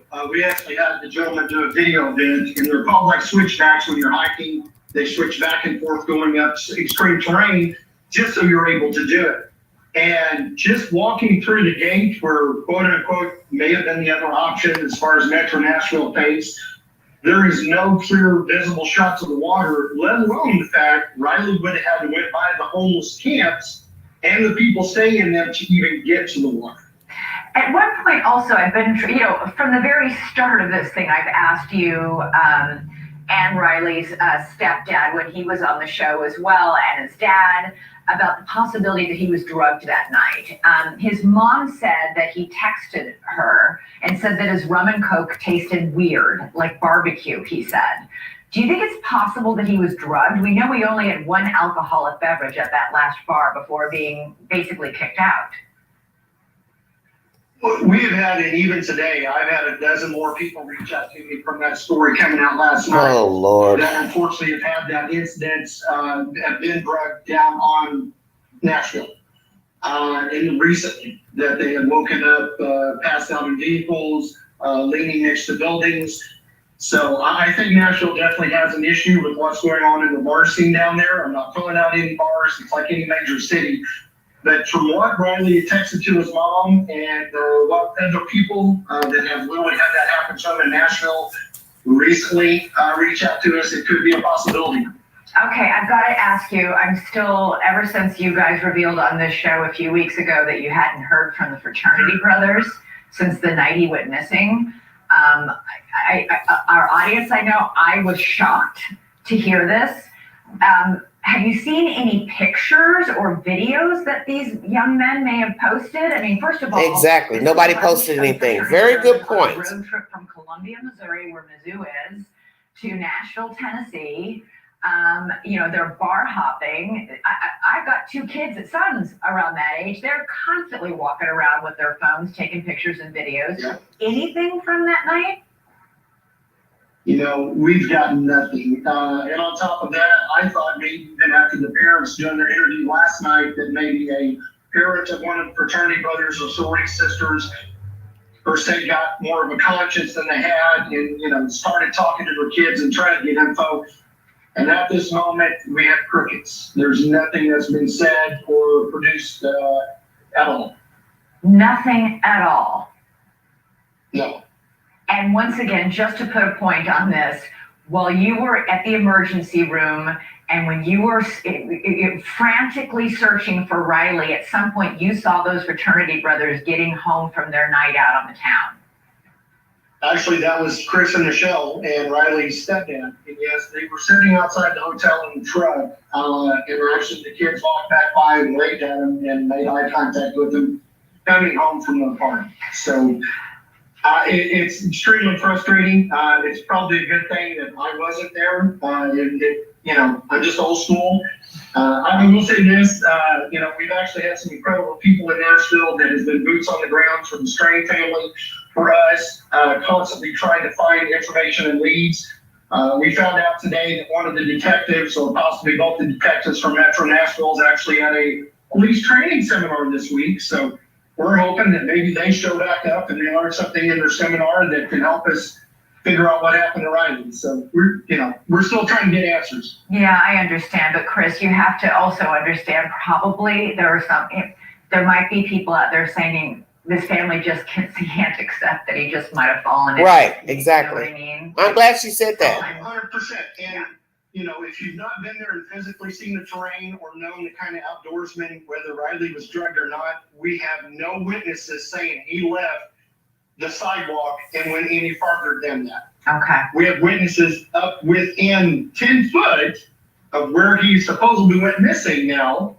Nobody says he walked over the retaining wall or went through that fence. Okay. So now that you look at the terrain and see how drastic it is, even if Riley would have fallen at one spot, you still got 30 feet before they even get to the water. That's after falling over 20 feet. Thanks so much for watching. I'm very glad Ms. Vargas said something about that because that's the problem. He's right. We can't see where he fell. So we got to have proof that's where he fell. See, that's the gist of this story, is having proof to where he actually made it to the water. Then 2, if to do with making it to the water, stay woke. You got to have proof to say it's all a conspiracy. Drugged them, followed him, dumped them in the water. How would they get him down there if we're to say that somebody drugged them and they wanted to put him in the water? So this is what you got to ask yourself. What is it that you're exactly saying? Because I'm confused. Because really, the bar doesn't have anything to do with the river. We just know that he drank at the bar, got put out, and made it to the river. But we don't know exactly, do you know exactly where he got there? And all this repeating, somebody said they saw him. Well, these are the same people who said they saw him in a shirt, and a woman saw him in a shirt, and somebody came and told him he was somebody had the shirt on. And then we find out that was a lie. So why am I going to believe another version that, he was walking by on this sidewalk near here and got in the water? I'm not going to believe any of it. I'm not going to believe any of it. Because this all started with a woman feeding the homeless and saw a guy in a shirt, and it went down the rabbit hole from there. And yet you're still looking for people. Why? And I'm not trying to be rude, but Ms. Vargas has a great point. Why can't you accept that he may have went in the water? Maybe you can't accept that maybe he killed himself because you don't know people. Everybody swears they know people. Well, Queen just got some information about somebody the other day that's very baffling. And, and I'm 2 minutes from confronting this person like, hey, you've lied to me about something that you should have told me something about yourself. Like I said, we all make mistakes and do stuff, but this is something that's very sinister and heinous, and it's in the line of shit I talk about on my channel. So the past couple of days, I have not been wanting to go live to talk about nothing. absolutely nothing. Just because it's in the realm of the shit I talk about on this network. And I'm still highly disgusted right now. Highly disgusted. So you can't say you know people because you don't. Right now, they can't even say that he didn't just jump off a fucking bridge and kill himself. I don't know. We've heard of people doing it and give out their things. Have you heard of that? People giving people stuff. Here's my this, here's my that. And people wonder, why are you giving me this stuff? And then you later find out they killed themselves. What if you find out he gave somebody his damn debit card? I don't know. Because I don't know what to believe. But I don't want to hear any more stories about somebody said they saw him do this. Somebody said they saw him do that. You got to quit saying that, because that's how we got in this mess in the first place with the shirt. And then just days ago, the same person that you went looking for to talk about hearing an altercation scuffle, when the police got involved, he retracted his story. Why would he do that? You can't think that you're going to go talk to people about seeing Riley Strain, saw this, and then when the police gets involved and you say, nah, made it up. So now he says, oh, that wasn't Riley Strain. Sorry, wrong person. This is ridiculous. This shuffling here. Something's got to give. Let me jump to one of the main stories. We're going to talk about the Oklahoma Misfits. Thank you for joining me. If you'd like to donate to this great network, $BigAngie 129 Cash App. Stickers and chats are welcome to the live stream. The link is in the chat if you'd like to give your opinion pertaining to the information during this live. This is a multifaceted live stream, touching on at least 5 subject matters at hand. An affidavit obtained by 12 News indicated that Veronica Butler, one of the Kansas women who went missing in the Oklahoma Panhandle before being confirmed dead on Monday, was involved in a custody dispute with the suspect in her kidnapping and death. The affidavit said Tiffany Adams, one of 4 suspects in the deaths of Butler and Jillian Kelly, was embroiled in a custody battle with Butler. According to the affidavit, Adams is the mother of Butler's husband, and Butler's visits with her children were supervised. Butler's usual supervisor was unavailable on the day of her disappearance, so another supervisor, Kelly, went with Butler to pick up her kids with Adams. When Butler's family didn't hear from her, they called the police. Authorities later found evidence of foul play: blood on the roadway, Butler's glasses lying on the ground, a broken hammer, and a pistol magazine in Kelly's purse, though no weapon. According to the affidavit, Adams' cell phone records show she searched for gun shops, tasers, and how to lure someone out of their house. The Oklahoma State Bureau of Investigation interviewed the daughter of Cora Twombly, another suspect. Now, I had to keep reading this to make sure I was reading this carefully. Hello. Thank you, Miss Diana. Please listen to me carefully. Oklahoma State Bureau of Investigation interviewed the daughter. This is the 16-year-old who's been giving all this information.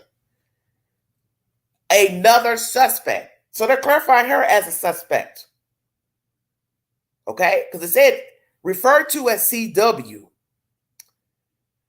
in the affidavit. So I want to make sure I'm reading this right, because I don't know. It says CW said she believed Adams, Cora, and Cole Twombly, Tad Burt Cullum, and another man who has not been arrested were involved in the women's death. CW also said Adams provided a burner phone that the suspects were involved in, and an anti-government group called God's Misfits, who met regularly at the Twombly home. The affidavit said Cora and Cole Twombly came back home on the day of the women's deaths at noon, told CW to clean their truck. So that means CW is considered what? A suspect as well? I'm confused. Because now you're saying CW to clean the truck and that they would not have to worry about Butler ever again. So you put CW as the person cleaning the truck, which is allegedly the daughter of the Twomblys. Is she a suspect or not? Because I'm trying to understand. is if she's the one telling investigators that this plan was in motion in February, okay? February, then she's just as liable. Say what? Cole is CW. Okay. That's what I'm trying to understand. This wording is off to me. It says Oklahoma State Bureau of Investigation interviewed the daughter of Cora Twombly, and then it says another suspect. Oh, so they're referring to the other suspect as the CW. Okay, that's what's throwing me off. But there's still a problem with the daughter having information from February. That to me means you still had knowledge that somebody was plotting the death of another person. So I have a problem with that. I have a problem with that. All this is nonsense to me.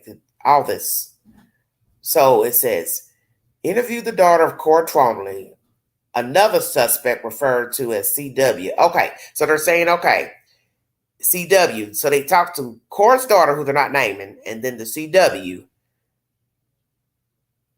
This is bizarre to me. CW said she believed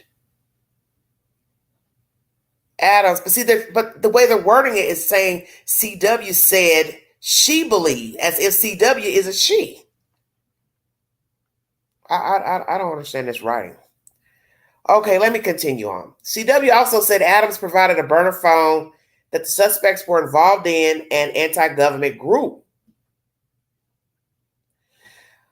The affidavit said Cora and Cole Twombly came back home once again.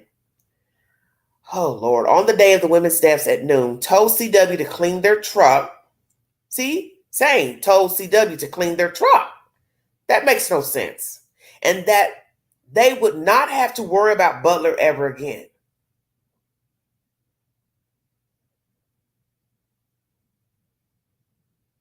So how could he be CW if he's in rehab? This doesn't make any sense. That's what I thought it was, the minor daughter. That's why I was trying to say that. He can't be him, because how could he clean the truck if he's in this doesn't make any sense. How can he clean the truck if he's in rehab? So he can't be CW. There's no way. It doesn't make any damn sense. That's why I said the wording is, maybe I just can't comprehend. The wording here is, I don't know. All right, where was I? Lord have mercy. Also, according to the affidavit, the Twomblys blocked the road to divert Butler to where Adams, Cullen, and the other man who has not been arrested were. That's where authorities believe the women were. This is where I have a problem with this. If the state worker had a gun in her purse, why would you let somebody lead you somewhere else? Because you're in the car. So even if Cora or the husband pulled out a gun, stood out with a gun, you're still covered in your car. And you should have known then, when you drove down the road, whether they blocked it, got out, you should have smelled trouble. And they tell you not to blame victims, but come on, this don't make no sense to me. They blocked the road, and I'm going to sit here and do what? And if this damn woman, Veronica, was saying, well, I want to see what they want, I would have been telling her, lady, no. There's something wrong here. Where is Tiffany? So see, this doesn't make any sense. I'm supposed to meet the grandmother. These people are blocking the road. So did they get out of the car? They had to have gotten out the car in order to get these two out of the car. And yet the woman who's the social worker has a gun. Damn, this is crazy. Oh, Lord have mercy. This doesn't make no fucking sense. It says, once again, according to the affidavit, the Twomblys blocked the road to divert Butler to where Adams, Cullen, and the other man who has not been arrested were. That's where authorities believe the women were killed. I don't understand why in God's name you would get out of your car follow them in your car. I don't understand none of this, especially when there's somebody with a gun in their purse. On March 24th, the affidavit alleges Adams bought 5 stun guns from Guyman, Oklahoma, more than a month earlier. She bought 3 prepaid cell phones from a Walmart in Guyman. All 3 phones pinged the area where Butler's abandoned car was found, then turned off and back on near a dam 8.5 miles away. A hole had been dug at the dam with hay filled in. That was the last time the phones pinged. And News Nation, Mr. Enton, has gone there in the dark, which I don't know why he would go in the dark to show you the area, because it's better to see things during the day because you can visualize things better in the day than at night. But anywho, News Nation has that information of him going there to show you the location of where the dirt is mounded up and the hay filled in to cover it. We also get information that Cullen, he has money. Tiffany has money. They've got pool rank in this town. He was leasing the property from somebody, and we have another guy involved, but allegedly he's been let go, which none of that makes any sense. I'm still trying to figure out if the daughter is the one spinning the story about this information, then that means she had knowledge that this woman had a hit on her. Why didn't she go to the police, and why didn't she go tell somebody, hey, you need to talk to my parents? They've been talking to this Tiffany lady and her boyfriend, and they're trying to do something to this Veronica person. So this means this girl's had knowledge of a hit for 2 months. This is not good. This is why I keep trying to tell people there's always somebody that knows the truth to a story. There's always somebody that's an eyewitness to something. There's always somebody holding the secret. Now we're talking about a 16-year-old who had knowledge of this. Now we got to ask ourselves if the son has knowledge that's in rehab. Because we now hear that the grandmother knew that something was in motion.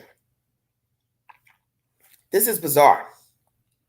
All this is bizarre information. Once again, Riley Strain, there's a petition signed in Nashville to have bars called cabs for inebriated drivers. His parents have given an interview to News Nation of what they learned in this case and the behavior of the friends. No one has reached out to them, no frat brothers. They got home. They got to the hotel at 3. We hear that there was a ruckus going on in the hotel by a patron. The patron obviously never called security, the hotel, to say, hey, there's something going on.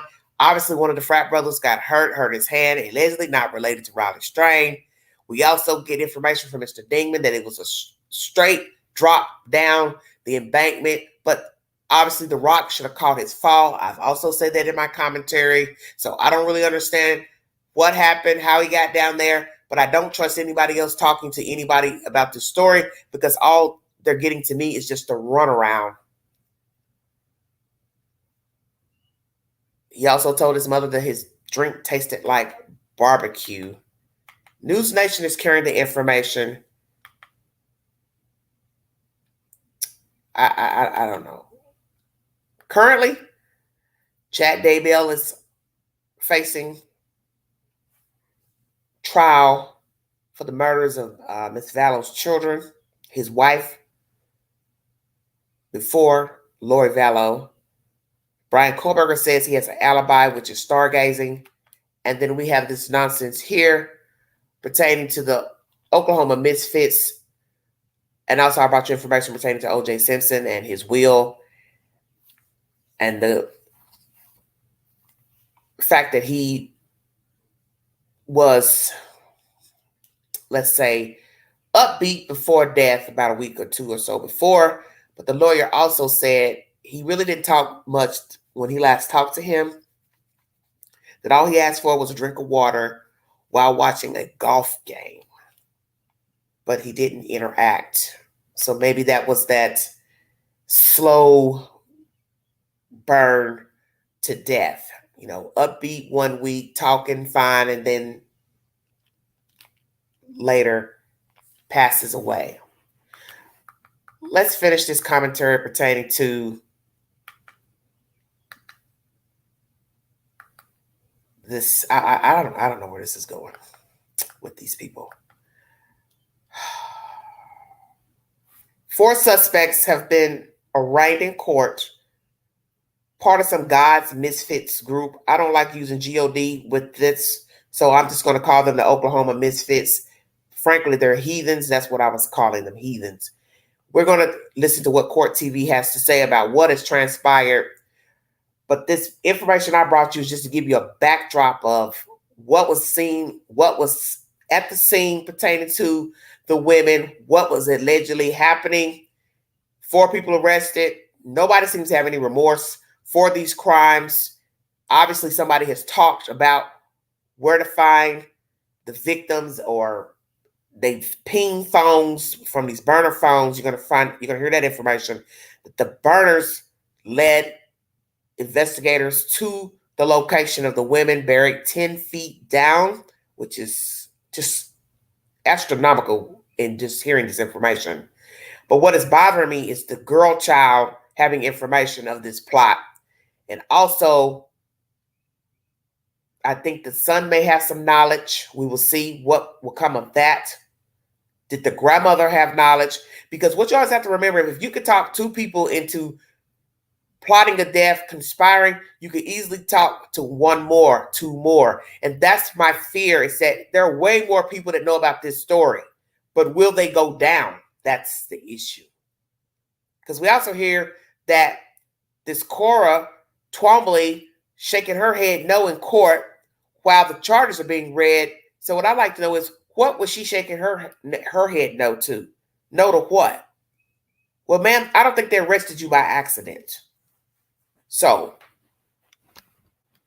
your child has spoken. So if you have a problem with the information, you might need to talk to your child. And I doubt that anybody's going to let a 16-year-old child talk to you. Because what are you going to try to do? Tell her, you need to recant what you said to investigators about what we talked to you about or what you overheard. You didn't have any business talking about somebody's death anyway in your house. You don't have any business rearing children.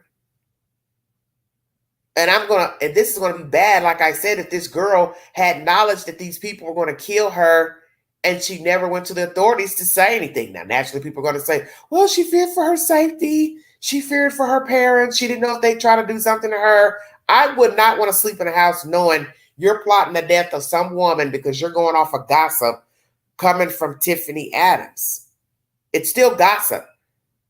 Until you have proof of any allegations of who did what to those kids, you're just listening to a version from Tiffany. And you're willing to forfeit your freedom. Plus not rear your child off of he said, she said. And as you're going to hear in this Court TV segment, that's exactly what Tiffany did. Why didn't you let it play out in court? Because now you don't have the kids. The very reason you've killed Veronica and this social worker, you don't have the kids. She don't got the kids. Your son don't got the kids. You don't have the kids. It was all a waste, indeed. Welcome back to Court TV Live. I'm Michael Ayala. Turning now to a newer case we've been following here at Court TV of 2 Kansas moms who were killed in Oklahoma. The bodies of Veronica Butler and Jillian Kelly were identified earlier this week. Now, the 2 women have been missing since the end of March. Their car was found in a rural area near the Kansas state line. Investigators say Kelly was married to a preacher and that she was accompanying Butler to pick up Butler's children from a birthday party. And officials say the women were targeted. Police arrested 4 people in connection with the murders. One of the suspects, 54-year-old Tiffany Adams, is the grandmother of Butler's children, and she also had custody of them. Investigators also say the motive may have been a custody dispute.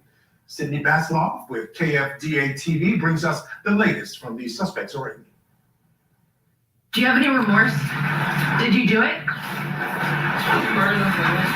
you have anything to say to children whose mothers are murdered? Why? I couldn't tell if he said something because I kept trying to rewind it back. He tends to have a grin, Mr. Cullum, in his picture.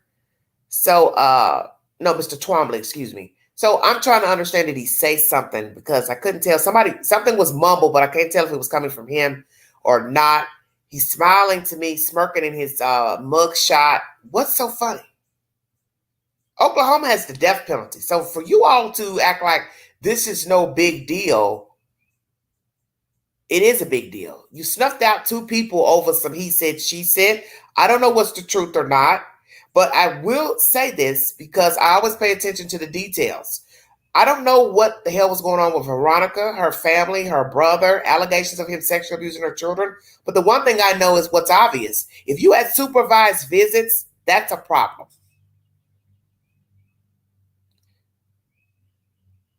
Because I've got to ask myself, 1, why is the social worker needing to go with her to get the kids? Number 2, if she's going to take the kids back to her house, the supervisor's not going to spend the night in her house. So all this is weird to me. The fact that Tiffany was navigating this whole setup, talking to one worker, telling the worker not to show up. That worker never goes to verify with Veronica why she's not showing up. Doesn't verify anything with a supervisor. That's bizarre to me. One social worker coming from one state, from Kansas, going into Oklahoma with Veronica, has a gun in her purse, but yet the person gun are found on the ground with blood and glasses belonging to Veronica. So I'm trying to understand how in the world you're going to let somebody get you out of a car to kill you and then bury you, and you have a gun with you. There's no way in hell. And this is the reason why, and I hate to, and I know this may seem mean-spirited what I'm saying, but this is why I don't like fooling with people. Because nobody thinks of a worst-case scenario. I see it all the time with people. You can talk to people and you can know their mindset from their conversations. Especially people who ask 1,000 damn questions in a conversation. Why? And you're sitting here saying to yourself, why are you asking all these damn questions? You know why they ask those questions? Because a lot of those people are those kind of people who are trusting of others. They don't believe nothing unless they see it. And then when they see it, they still don't believe it. And this is why I don't like being in the company of people who act like they're green. And I'm not trying to be rude, but this situation is what I've said before. This whole situation is about blind trust. This situation is worse because one of them had a damn gun. And now we hear that somebody blocked the road. So you want me to believe you're sitting in this car. At some point, nobody's stomach is bubbling saying, something's wrong here. Why are these people in the road with a truck? I would have smelt bullshit as soon as I saw that damn truck. It ain't the truck belonging to Tiffany. Think about it. You're on a barren road to nowhere. And out of nowhere is a fucking truck, tractor, trailer, whatever it is. And your instincts are telling you, back this motherfucker up. Turn around. Loop around. Because the truck and car is no different than what you're driving. You're not being blocked by a fucking train. Okay? You're not being blocked in a driveway. You're on an open highway, probably with no traffic, and you're going to sit here and not go around the truck. You're going to do what? Talk to the person? We're not talking about anything. I'm not talking to you. I'm not rolling down the window. I'm backing this bad boy up and I'm turning around. You're going to have to mow me down. Let me guess. Veronica wants to talk to the person in the truck. Well, let me see what they want. And I know some people are going to tell me, Angela, this is mean what you're saying. No, it's not mean. Because you know these people that you're dealing with. You know you're having problems with this lady. So when you saw the truck, if you're going down an open highway, think about what we're saying now. Because now they got to play it out for us where the truck was actually parked. Did somebody call you to tell you, oh, turn over here to this other road, because one statement says they were lured. So lured means I've had contact with you and you changed the location. And then I'm not going to say to myself, well, why do you want me to meet you over there? Pay attention.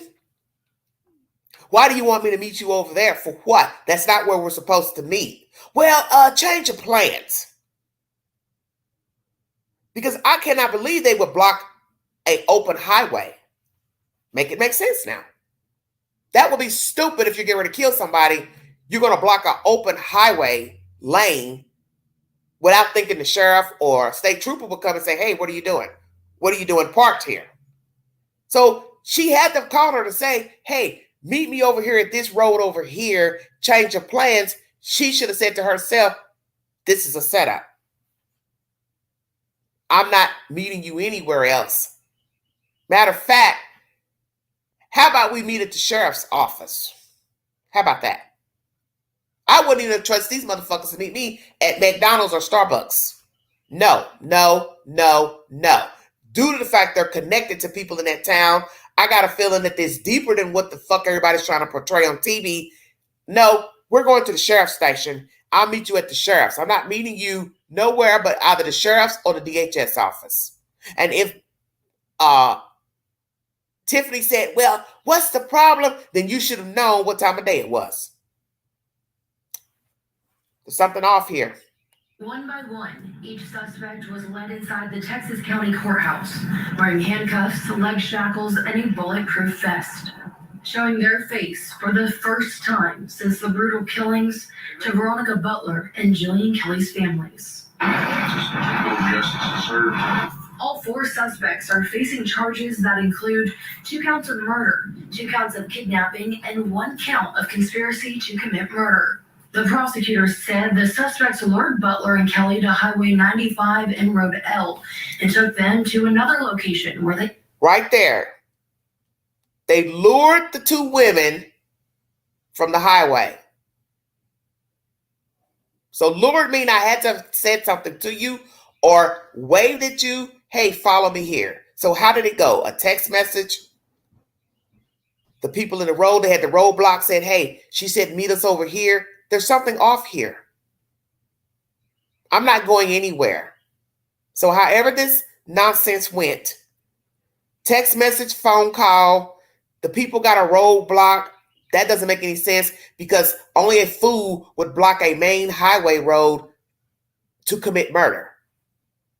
Because you should know if it's a 2-lane highway, there are going to be other people riding up and down the highway. You can't just block the road. So that means you've had to have a conversation with Tiffany. And you stupidly went. And wherever you turned off, that's where the Twombies were waiting. That makes more sense to me. Because when I first saw the picture last week or the other day of the road, and then I saw where the car was, I said, something's wrong. Something's off here. Where is this gas station in proximity to where the car was sitting? I didn't see the gas station. And I knew then something was off with the story.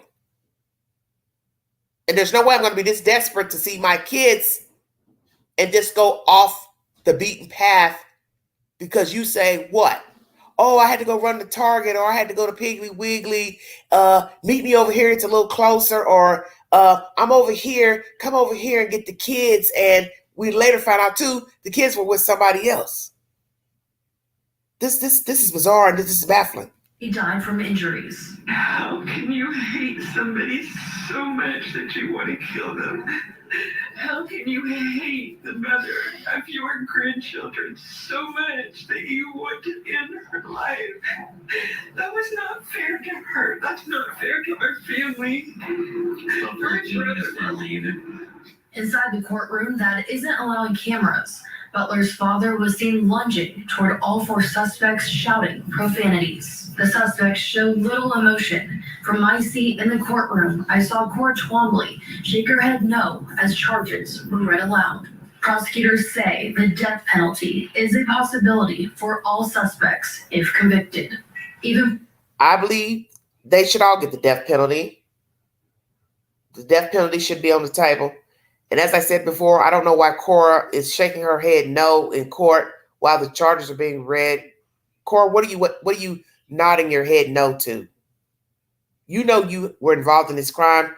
You know that you had these people coming to your house talking about killing this lady, and God knows what else you all were planning to do to somebody else that you don't like. And that's what everybody else needs to understand about these people. They're all corrupt. Because if you're willing to kill this woman, kill a worker, plan that another worker not show up, you would kill anybody. So this is really deeper than just killing Veronica Butler and a state worker. You all think it's about the children. No, it's not. It's way deeper than that. That's the icing on the cake. It's about the kids. If you're willing to kill, you'll kill anybody. Because that's the whole point of the story. Today, it's child custody. What would it be about tomorrow if you were angry enough? Because you can't say, well, I don't want to kill if it's got something to do with my family. That's your mind telling you that. Or that's just your tongue speaking it. Oh, I don't want to kill if it's about my kids, about my grandkids. But you also went in and got other people involved. So that shows me you're a manipulator. So it's still more than just about the kids. You're a manipulator. You're involved in some anti-group, anti-government group, woe against me. So it goes back to what I said before. You've got a problem, period, with the world. You've got a problem with people. You've got a problem with legislature. You got a problem with the city, the county. You're probably the same people that don't even pay your taxes. You got all this land, but are your taxes up to date? Because I can see these same people in court arguing with a judge about why the IRS wants them to pay their taxes. Because a lot of anti-group, they don't want to pay taxes. Well, join the club. Nobody wants to pay taxes. Nobody wants to pay taxes on their income. Nobody wants to pay taxes on food and clothes. Nobody wants to pay state taxes. Nobody wants to pay income tax. Nobody wants to pay fucking taxes. So what's your point? I'm telling you, if it wasn't about these children, it would be something else. They got mad at the governor, the butcher, the baker, the mayor. They would sit at the table and concoct a way to kill a random person. That lady was collateral damage to state worker. I'm really still stunned that they told the other lady not to show up. Because she knows her in that small town. I'm telling you, you got to pay attention to the details. The guy who's come out to speak, who's saying, well, I don't know about the other person they arrested, but we're good friends and da-da-da-da-da, and don't judge everybody the same. Well, we can judge everybody the same if we want to. Because so far, the daughter is naming different people besides her parents. You've got the grandmother, her boyfriend, the girl's parents, that's 4. This other guy that's been let go, that's 5. The daughter knew, that's 6. The grandmother probably knew, that's 7. And I won't doubt that the baby daddy knew, that's 8. And you want me to believe I've counted 8 people. At least 6 knew about the plot, and I'm supposed to believe there's not a 10 and a 12 and a 13? Come on now. For law enforcement, this case is hitting home. We're not robots. We are human beings and we have emotions. So I'm getting emotional. Exactly. Now, the suspects are alleged to be all part of an anti-government group calling themselves God's Misfits. All are being held without bond and are expected back in court on May 15th. All right, joining us still to discuss, National Trial Attorney David Yena and Los Angeles Trial Attorney Miguel Custodio. David, I'll start with you. Just want to get your thoughts initially about this case. This one reminds me of a case we had a while back on Court TV. It was called the Pike County Murders. One family, there were custody issues, and basically one family, the Wagner family, were all on trial because they ended up all got convicted, killing the family, the entire family, 8 people, of a girl who didn't want to give up custody of a child. Just this kind of stuff blows my mind. Yeah, it's sad. We see this stuff too often, most times between the parents, but here obviously a grandparent involved. And, what gets lost in the souls, now you have two children who don't have a mother. Now we have more family, including their grandmother, that's not going to be in their lives convicted. So it's just the children are the biggest victims in all this, obviously. It's very sad. Yeah, and Miguel, that's the part that kind of gets me, is this idea that there's the grandmother, right? Her son is not around. He wasn't married to this woman, but had children with her. He was in rehab. So he's killing the mother of these children. And that's not something that sort of registers with these folks when they go out. Again, innocent to proven guilty, but we'll go over some of the evidence they currently have, which really points to guilt in this case, of course, provided by the prosecution. But your thoughts, quickly. Well, in a lot of custody battles, and especially when there's violence involved or murders, one side, usually the side that's being alleged to have committed the murders, are in dispute with the other parent or family member because they think that that person is not suitable to spend time with the children, either visit, supervised or unsupervised.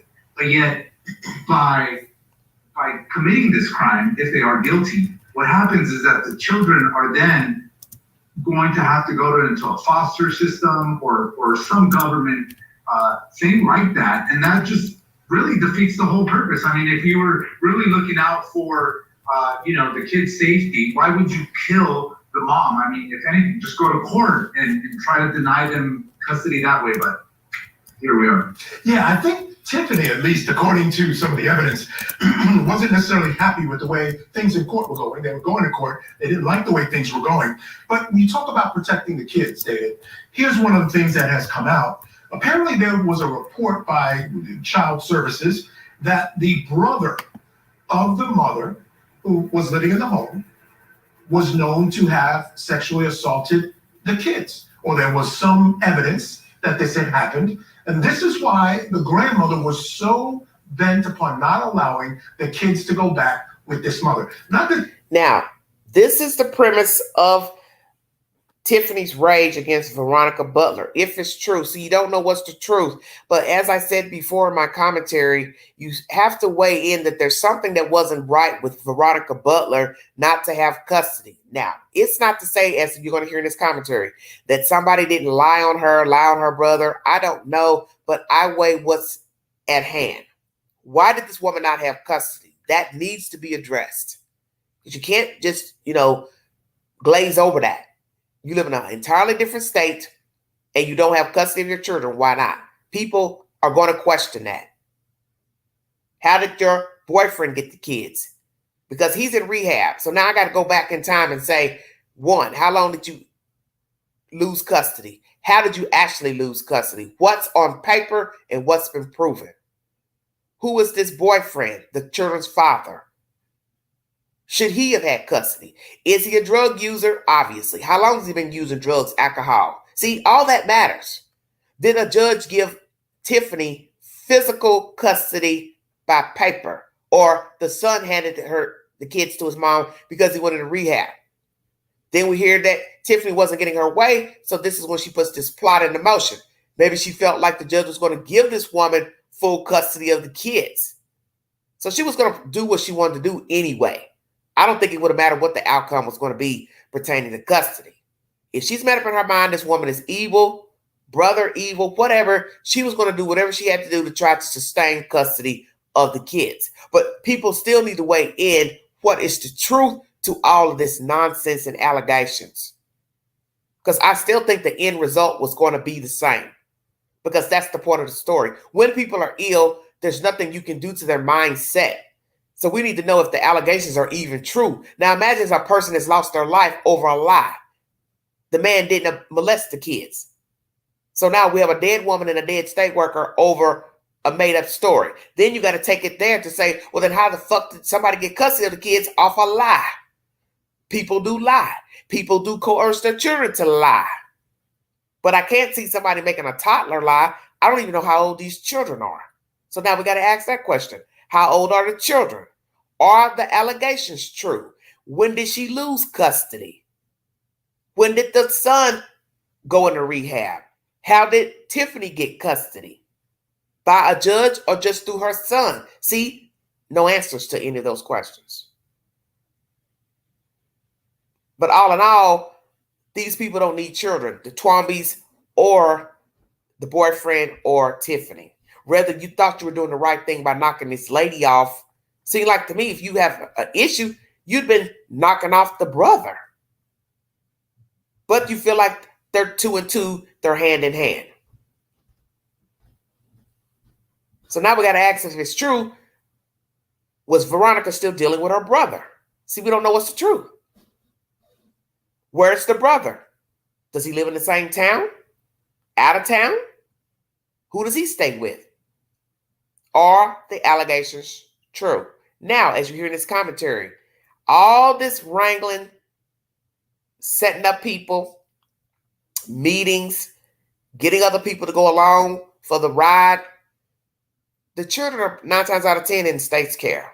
So all this murder was for nothing because nobody has the children now. This is a mitigating factor in any way. But when you talk about reasons behind it, this is where we end up a lot of times. It's about protecting the kids from some danger that they believe exists somewhere else. Yeah, so there's processes for that, right? CPS gets involved, the court gets involved. There's a whole process you need to go through. Killing someone to allegedly protect these children is just outrageous. I've practiced in family law before. There's so much emotion involved, especially with children involved, especially with allegations like these. But oftentimes they are unsubstantiated and they aren't true. And even if they are true, there's a process for that. There's things in place to protect those children. And you obviously can't take the law into your own hands. And like we mentioned, it's probably going to hurt them more in the end. Yeah, it's this idea that to take the law in their own hands, this group, these God's Misfits, one of the things that sort of, we talked about it, they were anti-government. So, a lot of folks in these areas, and one of the attorneys who used to represent Tiffany Adams said that they really didn't believe in, or they believed in sort of independence, taking care of things themselves. This is what you get when this happens. Let me just quickly go through some of the evidence. Apparently, Tiffany bought some stun guns and vertiphones in the weeks leading up to the situation. She basically told police that Butler had called and said she couldn't make it when they were wondering where she was, but she knew differently. She was the last one to communicate with Butler. And also, she had made threats to them as well. So all of this is sort of in the pot. And the daughter of one of the people arrested said that she heard them talking about this. So Miguel, when you talk about some of the evidence, as I said earlier, innocent to proven guilty, but things seem to be piling up here against this group. Especially the testimony or the evidence from the daughter that she gave to police investigators, saying that the family was part of this Misfits group and that there had been an attempt to kill the mother back in February. And obviously these things start piling up and it just starts looking really grim for. See, that's where this is a problem. If the daughter told investigators that my parents and these people were plotting the death of Veronica in February, that means a 16-year-old's been walking around holding the secret of a plot for murder. Could this child be charged also as an accessory because she knew of a plot months beforehand? Some will agree, some may not. I would have feared for my own safety, quite frankly. I don't think I could live in a house knowing that somebody's talking about killing somebody and I'm there as a witness. And then finally they kill the lady. They come back and tell me, oh, nobody has to worry about her anymore, Miss Butler. And then they use me to clean the truck. So who's to say they wouldn't kill their own kid if they thought she'd go and tell? Because did the girl ask questions? Did they threaten her? Just imagine people talking bad about another person, plotting to kill them, and then they use you to clean the truck when they finally do it, and then they'll come to you and say, you better not say anything. But you've been talking about killing the lady for 2 months. That girl wasn't safe with her own damn parents. And the father, he's smirking in his picture, his mugshot.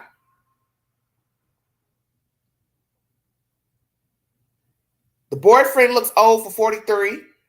Tiffany looks old for 54. Miss Twombly, I don't know how old she is. She's a hag too. They're all hags. They're all dusty, hillbilly hags.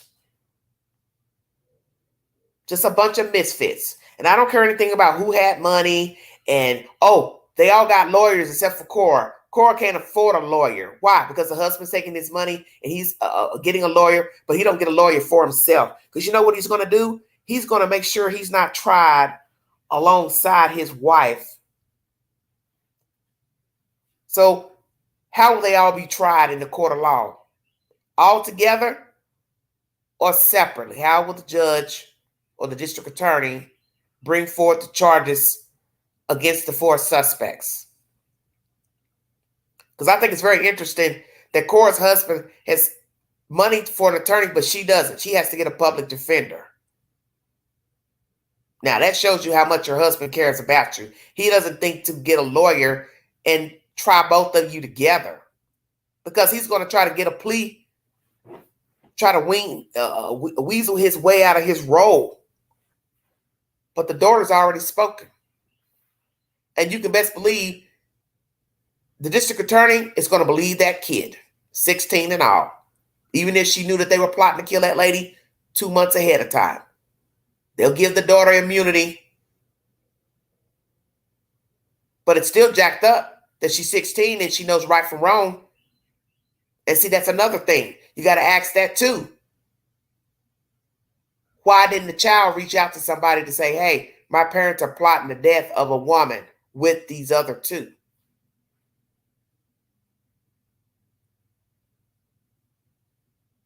Because then you got to ask yourself, what's the mindset of the 16-year-old?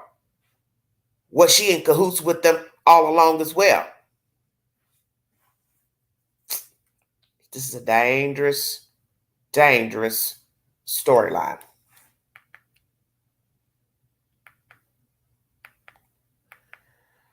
All right, everybody. Bringing you said commentary, various subject matter. Subject matters: O.J. Simpson, cremated. Oklahoma Misfits, arraigned. Different people coming out speaking. A judge, a friend, going to play that content. Riley Strain's parents talking about the reactions from his so-called friends. They haven't reached out. They partied that whole night. Never contacted police. Went on to the formal that Saturday night. Didn't help search that Saturday when the parents were in town. Also, Brian Kohlberger claims to have an alibi. He was stargazing. More nonsense. And then after this commentary of the Oklahoma 4, we're going to talk about Mr. Seth Rogers. He has hired private investigators to investigate the disappearance of his said son, Sebastian Rogers. Let's go into the belly of the beast. We're going to talk about this judge, and then we're going to hear from this so-called friend of the mystery guy.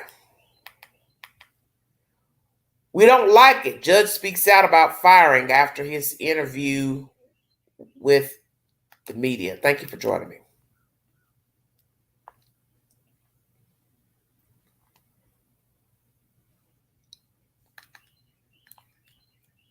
That are running high in the county right now and the adjoining state. We don't want to take any chances. These people need to have their day in court and go from there. The suspects include Tiffany Adams, the mother of Butler's children, her boyfriend Tad Cullum, and 2 others. They're all reportedly linked to an anti-government religious group known as God's Misfits, a group said to follow its own laws. If that's the case, those laws seem to have admitted the 6th commandment, thou shalt not commit murder. Police say in the past 24 hours, the incriminating evidence has been piling up. Authorities confirmed yesterday that the 2 bodies found over the weekend were indeed those of the 2 missing mothers. They were discovered in a rural area about 8 miles from their abandoned car on land that Cullum leased from the owner. Today, the victims' family members crowded into the courtroom, shouting at the suspects, even at one point lunging at them. News Nation's correspondent Brian Enton was there for it all, joins us live outside the courtroom. And Brian, it sounds like a very tense, wild scene. Yeah, it was tense. It was emotional, Elizabeth. It was really like hearing like I've never been to before. Starting outside, security was so tight. There was a police drone up. There were snipers on the roof. There were metal detectors outside in the parking lot, handheld metal detectors where they checked every single person. You couldn't bring in electronics. I couldn't even wear my hoodie inside. They made me take my hoodie off. Once inside the courtroom, it was a very, very small space. The last 2 rows were filled with the victims' family members, about 24 of them or so. And when the suspects came in, they were very, very angry and emotional. And they were saying things out loud that you could hear in the courtroom. I wrote some of these things down. When suspect Cole Trumbley came in, Veronica's dad audibly called him a bastard. When Tad Cullum came in, he said, sorry, ass piece of you-know-what. And when Grandma Tiffany came in, he said, effing B, who killed my daughter. And then they actually had to restrain him. His family members had to hold him back, hold Veronica's dad back because he was trying to lunge towards the suspects. All of this happening as the hearing was underway. We spoke to Veronica's aunt outside right afterwards. Take a listen.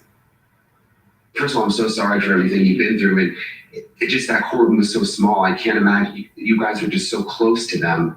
I mean, what was that like? You know, to hold my brother back from having, there's just too many emotions, so much anger. I don't understand how somebody can hate somebody so much that you want to kill them. My niece did not deserve that, and neither did the young lady with her. She was just there to help her. We didn't deserve this. So all of that was happening inside, Elizabeth, and then when we came outside, there was a large crowd out in the parking lot, including suspect Tad Cullum's sister, who started shouting that he would never hurt a woman.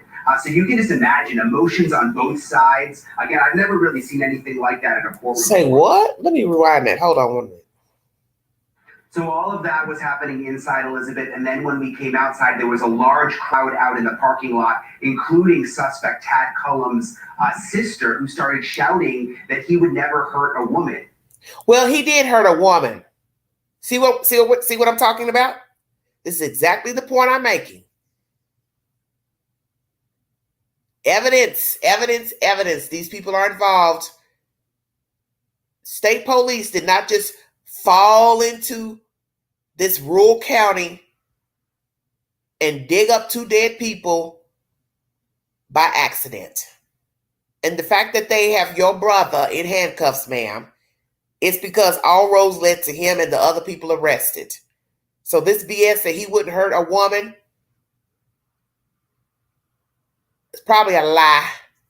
He's probably done some other stuff to women before he did this. Well, because the lady who's cool with Veronica, who has spoken, she knows something about a relationship he had with some woman, and I believe it was negative. She didn't really go into details.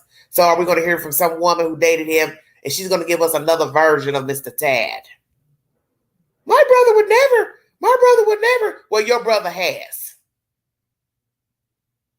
You see, he don't got no damn bond.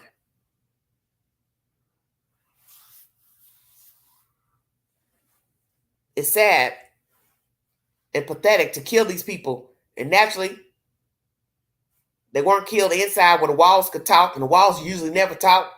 But that daughter told it because they were so callous to talk about plotting to kill this lady. They didn't care that a 16-year-old heard it. This is how comfortable they are. Talking about murder in the house with a kid, and didn't think she would ever go back and tell. Well, she's told it now. So you can just imagine emotions on both sides. Again, I've never really seen anything like that in a courtroom before, Elizabeth. Wow, that's pretty amazing. Also, yesterday on this show, you had an interview with a local judge who was friendly with one of the suspects who's been arrested and charged with murder, was shocked at those developments. Turns out he got fired today because he spoke to you.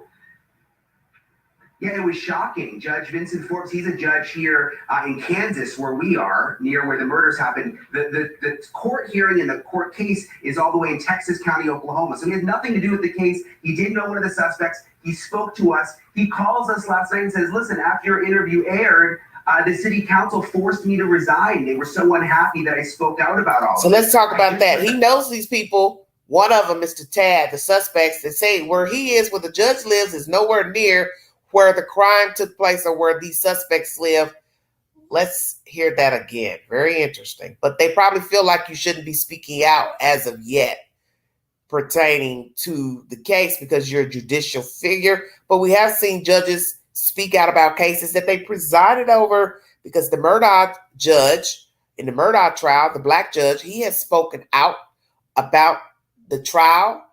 And also the clerk, she spoke afterwards, and also she's been brought up, under investigation. So there are judges who do speak about trials they officiate after the trial has ended. This man allegedly has nothing to do with anything that has happened. He's just talking about, oh yeah, I know that guy. I can't believe he did that. We're friends. And now he's lost his job. So that's a question I need to put up on my poll. Should that judge have been fired for speaking out that this is his friend and he never had a problem out of him and never knew him to be a violent person? Listen, after your interview aired, the city council forced me to resign. They were so unhappy that I spoke out about all of this. I just went back to the judge's house to find out what happened. Take a listen. I was sitting here in the house. 1 second, let's go back. So he has nothing to do with the case. Because he spoke to you? Yeah, it was shocking. Judge Vincent Forbes, he's a judge here in Kansas where we are, near where the murders happened. The court hearing and the court case is all the way in Texas County, Oklahoma. So he has nothing to do with the case. He did know one of the suspects. He spoke to us. So the judge is in Kansas, but he knows Tad. This is why this is confusing to me. So when I think back to that woman who spoke to News Nation, she knows about Tad and the other woman he was with, and she lives in Kansas.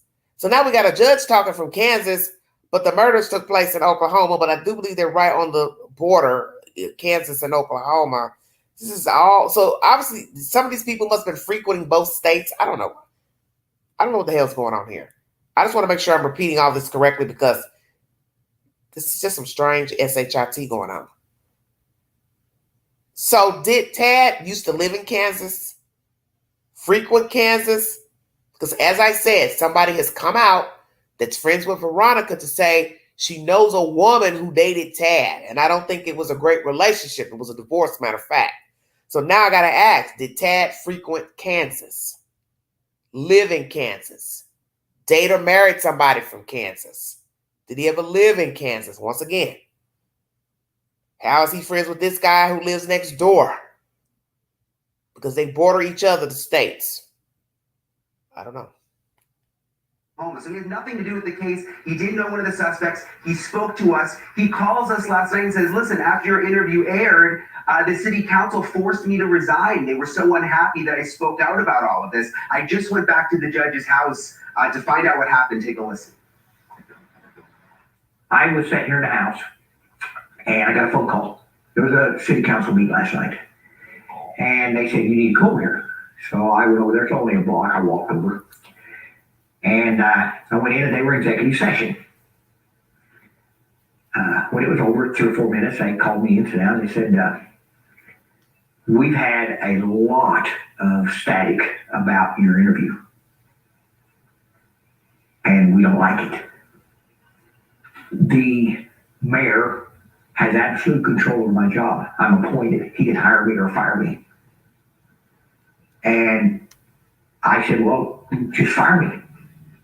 One of the councilmen popped up and said, oh, you're going to turn in your resignation. You're very nasty about it. I didn't appreciate that. And I said, that's not a problem. I'll quit. You remember, Elizabeth, he talked to us yesterday about the cult group God's Misfits, what he had heard about them, also the fact that he knew the suspect. And apparently they weren't happy he was talking about it. It just goes to show why everyone is so nervous to talk around here. There's intimidation. The suspects were powerful. They owned thousands of acres of land. You look at the pictures, you might not realize it, but they were powerful, influential people in this area. You heard what N says when you look at the pictures. You may not be able to tell by looking at their pictures. Well, that's the whole point. You don't know people. But as I said in the chat earlier, bullying is what you allow. Bullying is only allowed, it only transpires because it's tolerated. Say that, Queen. It's tolerated. So Children bullies can grow up to be adult bullies. Okay? So I won't doubt that these people probably were in all type of nonsense when they were younger. They say Tiffany had a way about herself that's negative. She's probably been a bully all her life. She's not a big woman. She's not a tall woman. But that's the point. A bully doesn't have to be 200 pounds or 6'3". You can be a bully at 5 feet tall, 120 pounds. But it's what people allow. And a lot of people walk around the earth like this. They're mad all the time. They're lashing out at people all the time because this is the life that they have been afforded. So if these people were bullying different people, or however it went, it's because you all allowed them to be that way. So it doesn't matter if they're landowners, the sheriff, the butcher, the garbage man, the postal worker, the clerk, the judge, it's all the same. It's what you allow until somebody speaks up and starts saying, hey, they've got a nasty attitude or they're doing things illegal. The shit continues. It's just like a story I was watching today out of California. They've raided a house several times from 2012 up until here recently. And the people had held a man hostage and the man was able to escape. Now the neighbors are coming out saying, oh, this house has always been a problem. It's in a nice neighborhood. The lawns are neatly manicured. You'd never think anything like this was going on with theft and just all kind of crazy shit going on with some Asian people. But the point that's bothersome is that the shit's been going on for 12 years. So I blame the city. If you went to a house and raided it more than twice, then you're part of the problem.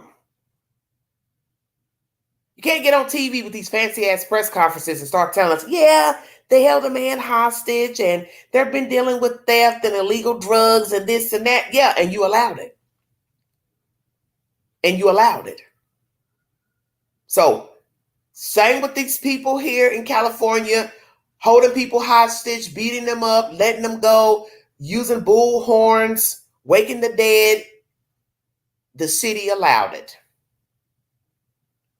How about that?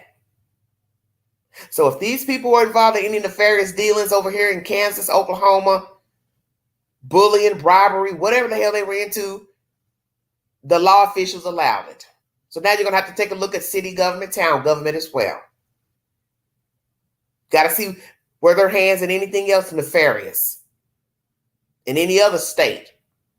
Because this is what happens when you start digging in the belly of the beast dealing with murder. You usually find out the people have been doing a whole lot of other dirty deeds.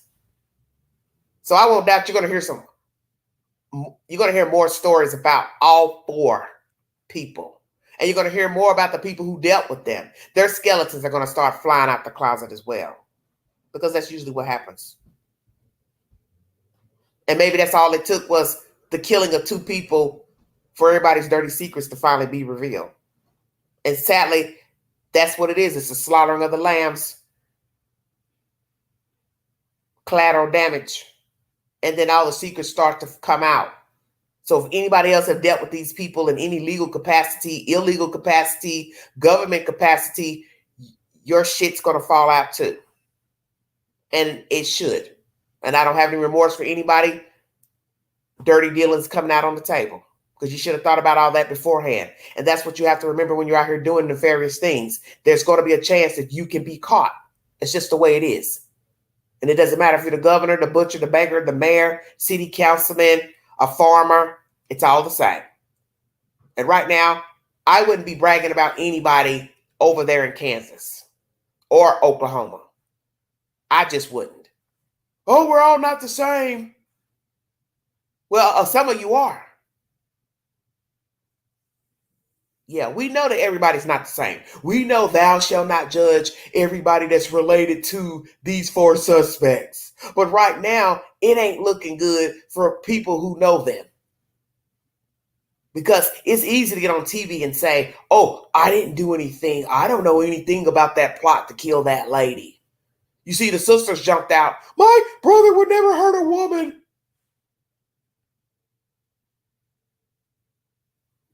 Yes, he would, and he did.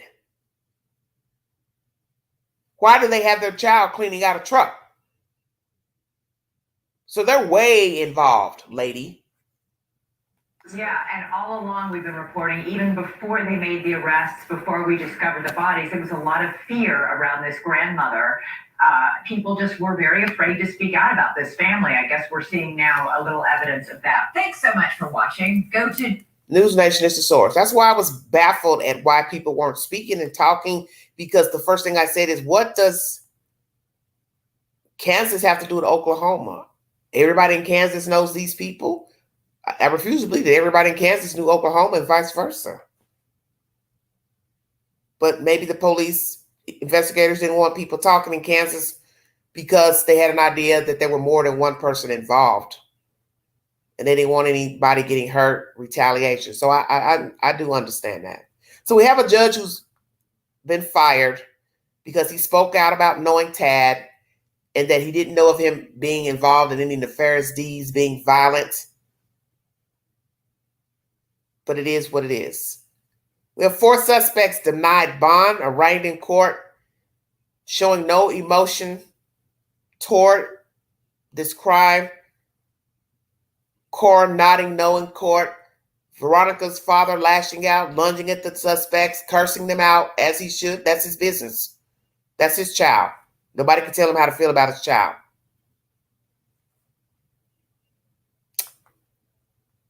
Lord have mercy. What a mess.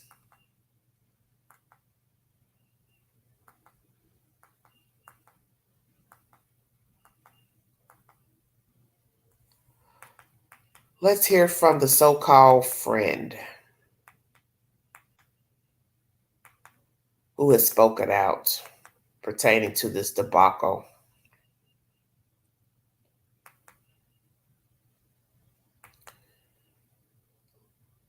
Got to bring you another update pertaining to Leilani.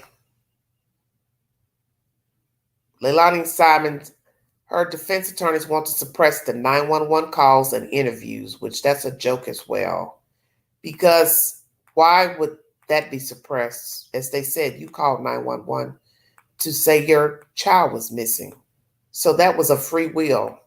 You weren't read your Miranda rights because they had no reason to read you your Miranda rights, because you were just making a 911 call. That'll be the next live stream later today. Thank you so much for joining me. Neighbor says we're not cultists. Well, I don't know what you all are out there. I have no earthly idea. The last part of this live will be pertaining to Seth Rogers. Thank you so much for joining me. So, bear with me, but this is the area where the missing women were found. This is the spot. You remember in the police report they mentioned a dam. This right here, this buildup of dirt, this is the dam. There's a pond on the other side. And if you walk with me this way, just about 50 feet or so, maybe a little more from the dam, you can see where the earth is disturbed, where the tractors were out here. This is where investigators came. They dug right in this area, went down about 10 feet, I'm told. And this is where they discovered the missing mom's bodies. If you look in the distance there, you can see there's a pile of hay back there.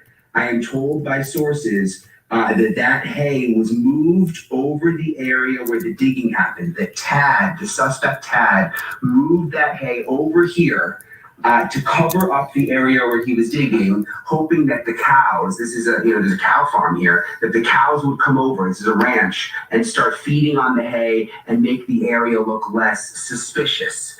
But still, investigators were led to this spot. And again, this is the area right here where they started digging and they found the bodies.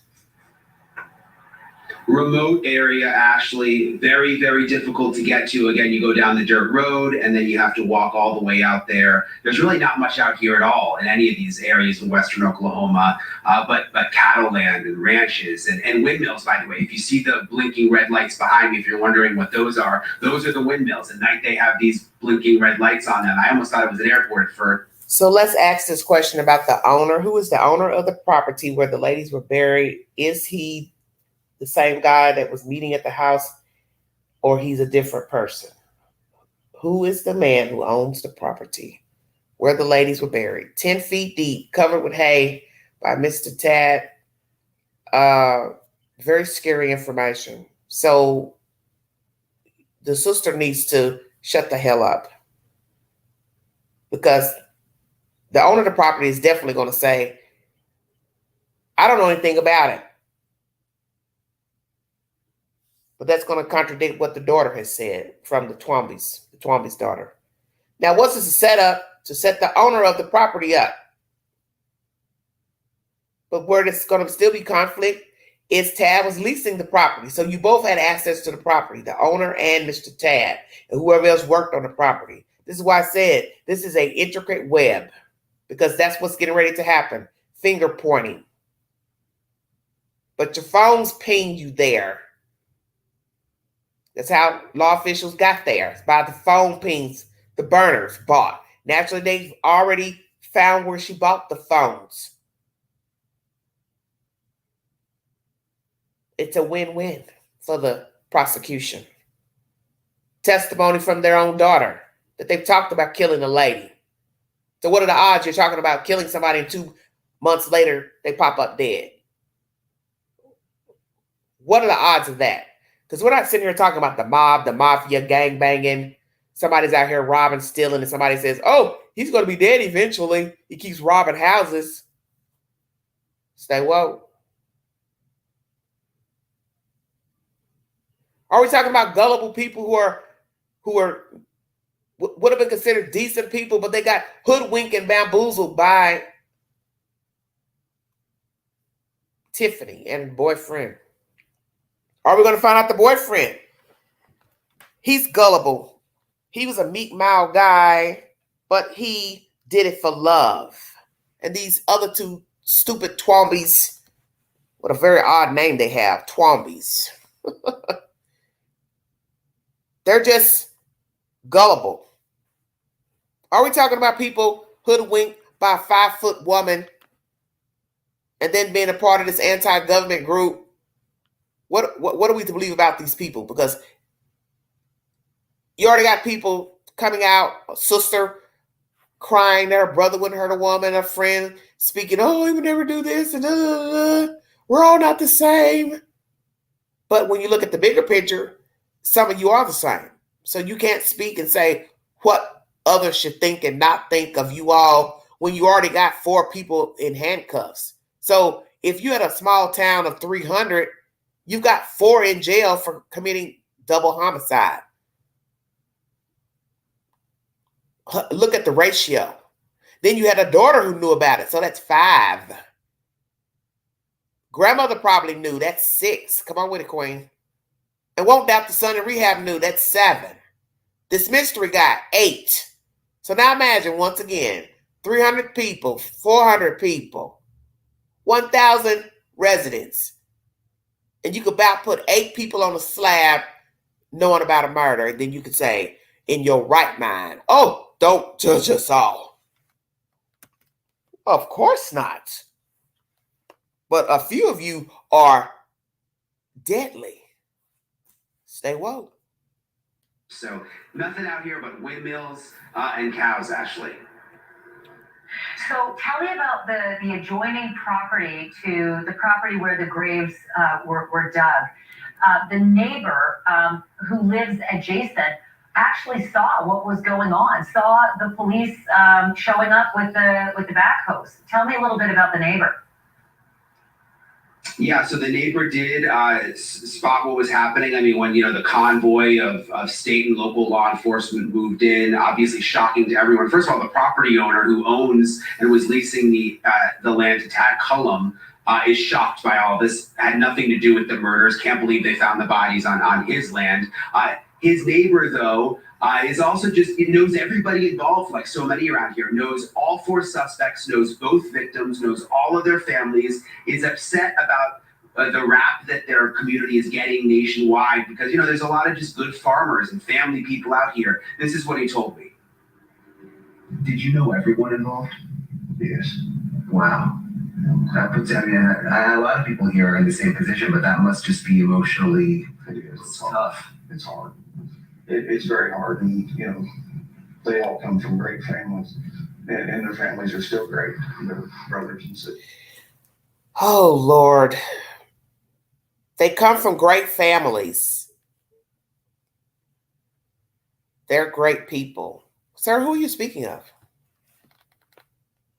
You can't say that.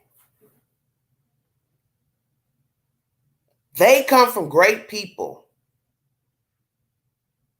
Well, let's just keep it real. Before you knew about these 4 people being arrested, your assertion of them is that they were great people. They were nice people, likable people. So basically, you're just spinning around in a circle, like a dog chasing his tail. They come from great people. Well, how do you know that those other people are so great? You can't say that. Because you got 4 people who have been arraigned on murder, double homicide. And then yet you're going to say, well, they come from great people. But you don't know who else in the family knew about the plot to kill the lady. So really, you can't say that. Because you're talking about 4 separate people who got together to murder a human being, and then they murdered another woman. So really, you can't say anything about the people that know or are related to the 4 individuals. Because if you can get 4 to plot a murder, you can also have 4 more who helped aid in some fashion or had knowledge. So therefore, that bullshit is thrown out the window of they came from a great family. Because I've already named you 8 people already that possibly knew about this plot. And to me, that's 8 too many when you probably only got a population of a couple of hundred people or maybe 1,000 at the most. So there's no such thing as they came from great people. We don't know a damn thing about those people because we didn't know nothing about the 4 that's been arrested. But we get your point. You're assuming they're great, just like you assume these 4 were great, but they're not. Sisters, mothers, fathers, they're all people that I've known all my life. All my life. And still do. We can't let the acts of one reflect badly on everybody. We're not guilty by association. Was the acts of 1? You mean the acts of 4?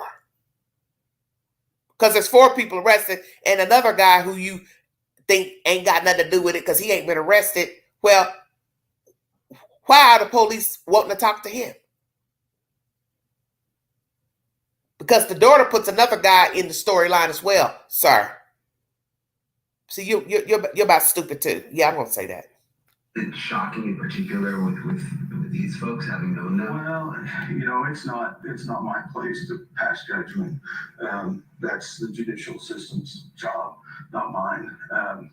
And I'm not here to condemn or support. I'm just here to say that the people in this county are good people. Yeah. And we don't want this to reflect. The people in this county are good people. And I'm going to say it again. 4 of your good people have been arraigned on double homicide, sir. 4 of those good people killed somebody. There's probably several more people who know about the plot, sir. So I wouldn't even say anything.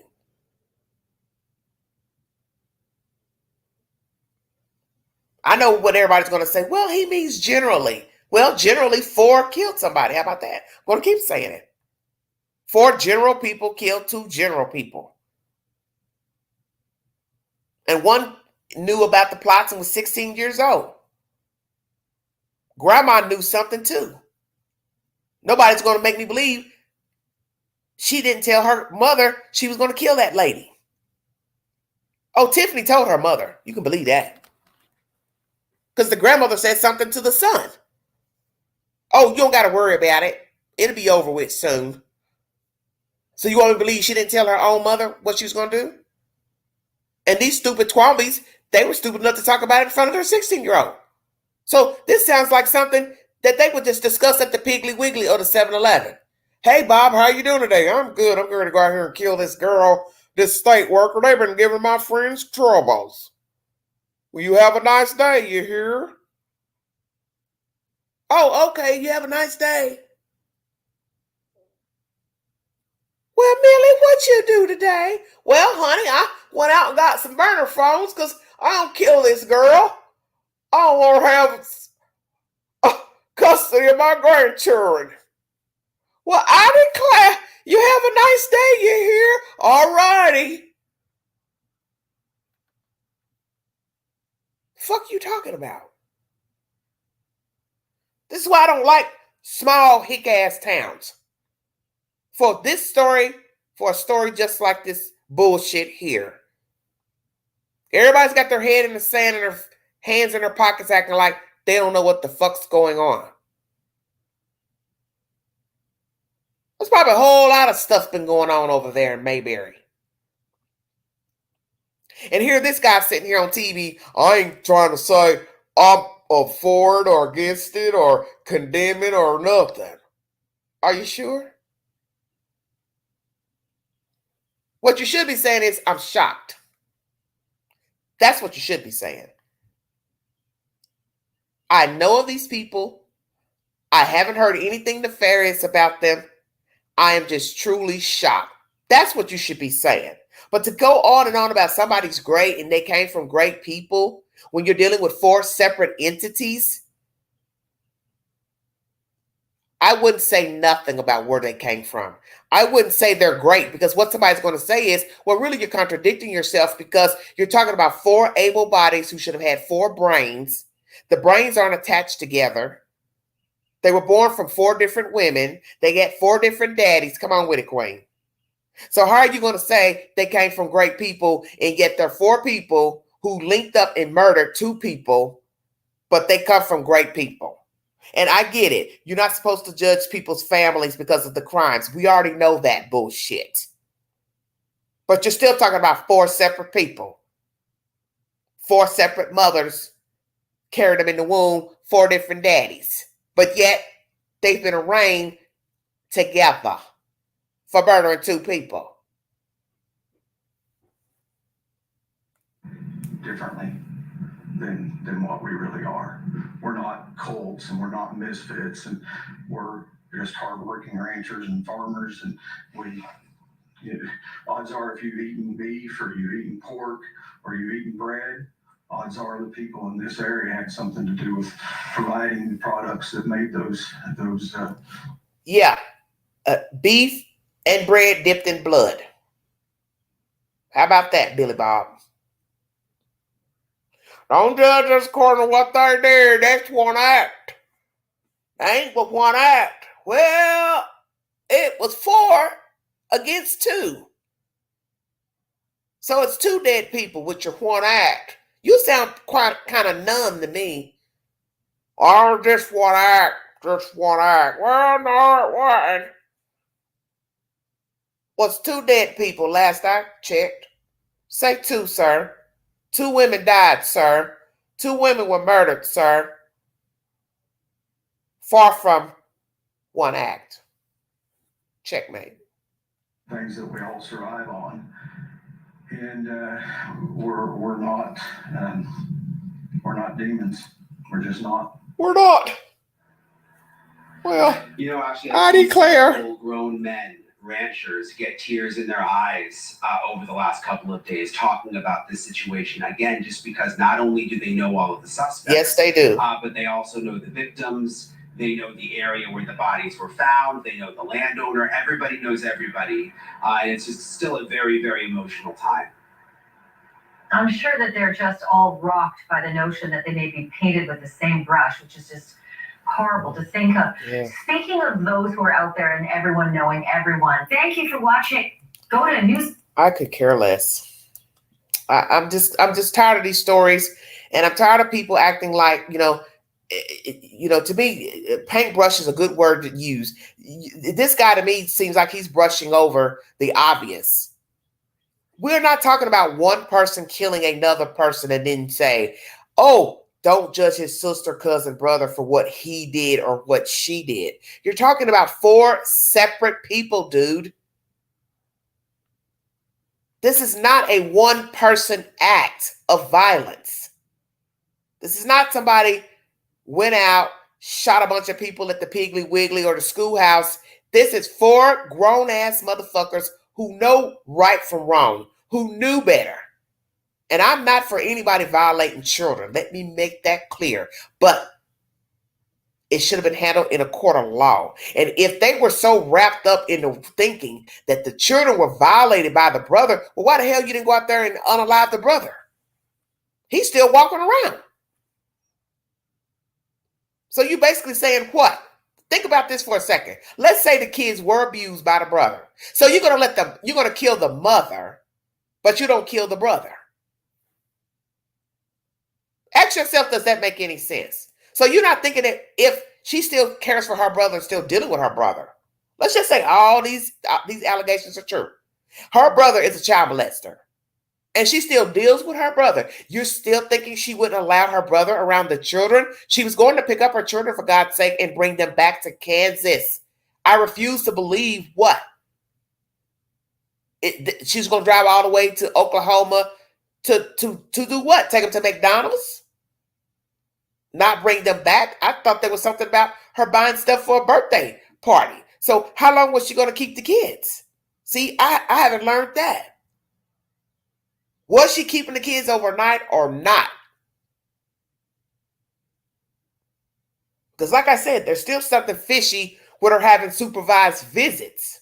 So there's been some smoke in this situation with Veronica and the state.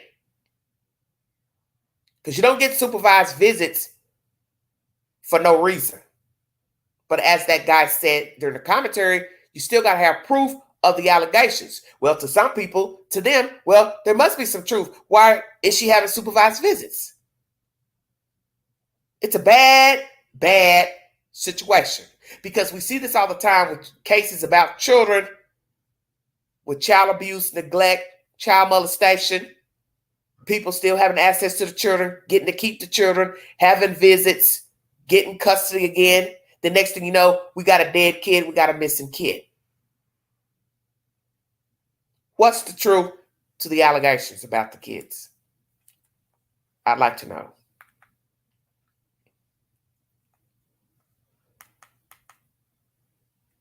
Fifth person involved in the crime. What's the truth? News Nation is the source, everybody.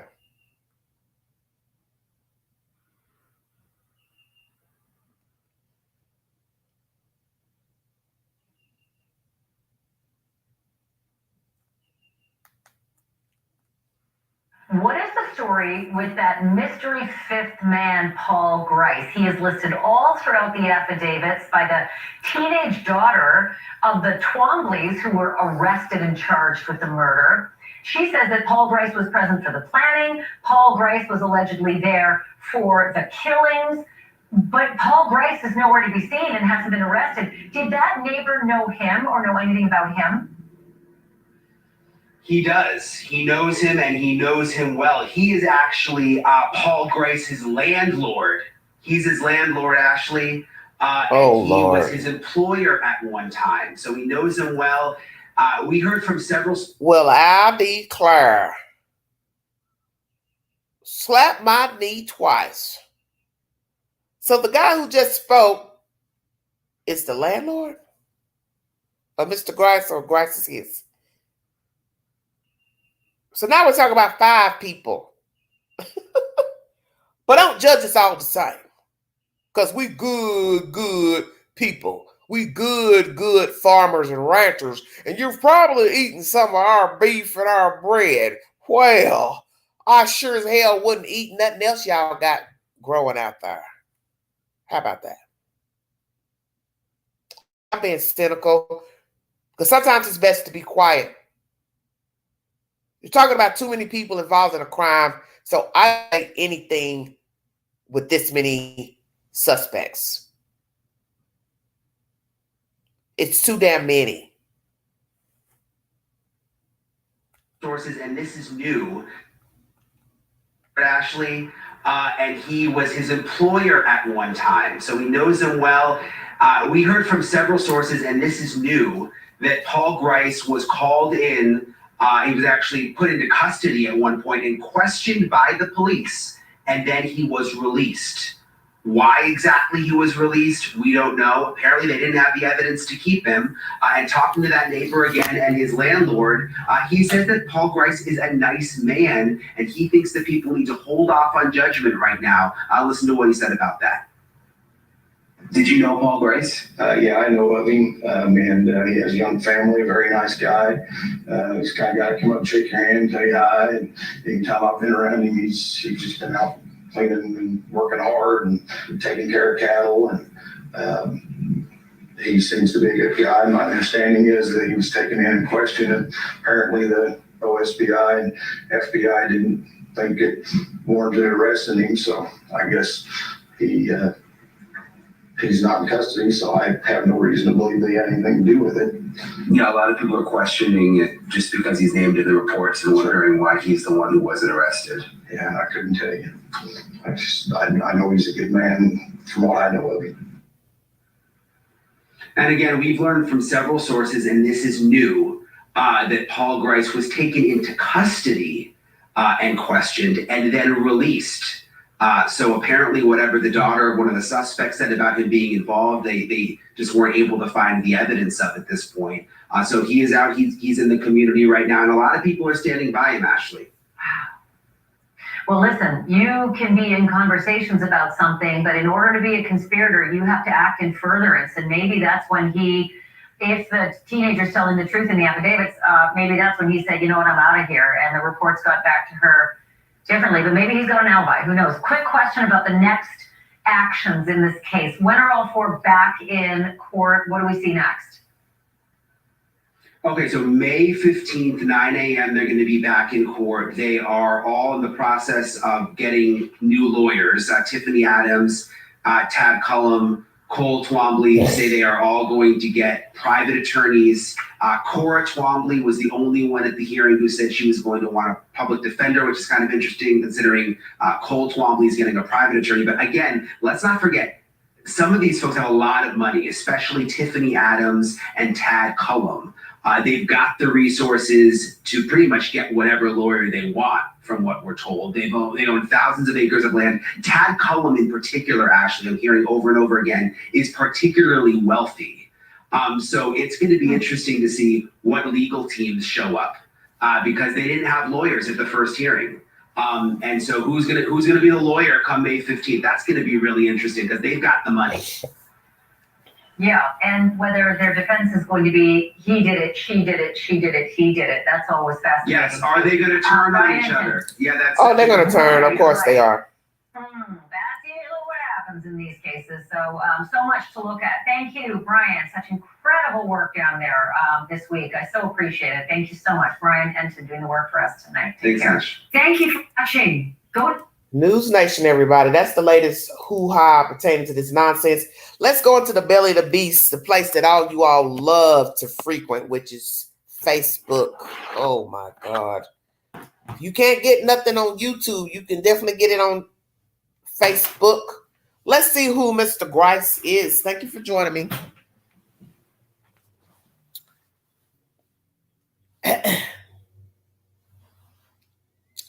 This is by court documents pertaining to this man clarifying who he is and who he is not. I'm trying to get the name of this place. County Clerk's Office, State of Oklahoma. Okay.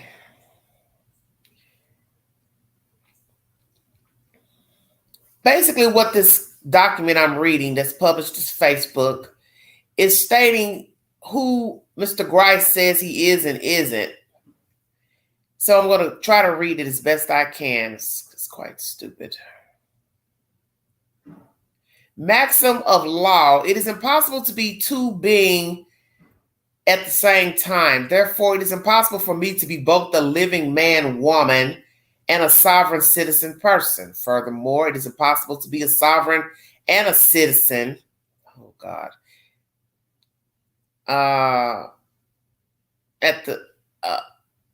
Hold a minute. It is impossible to be a sovereign and a citizen as they are the opposite of each other in every way. Any presumptions, assumptions to the contrary of who I am is rebutted from the start. This shall serve as notice to certify that I, a living soul, so called by my father and mother since born, Paul Jeremiah, of the genealogy of Grice, was born the 2nd of July, 1992. Well, he's a young person, 92, in the Sovereign Republic of Colorado.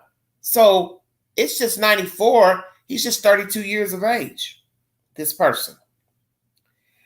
I am not a sovereign citizen. I am not a resident, employee, or citizen of the United States government, corporation who situs Washington, the District of Columbia. My relationship to that federal entity is as far as jurisdiction is that of a non-resident alien to the corporate United States government, also known as an American state national or lawful bloodline American.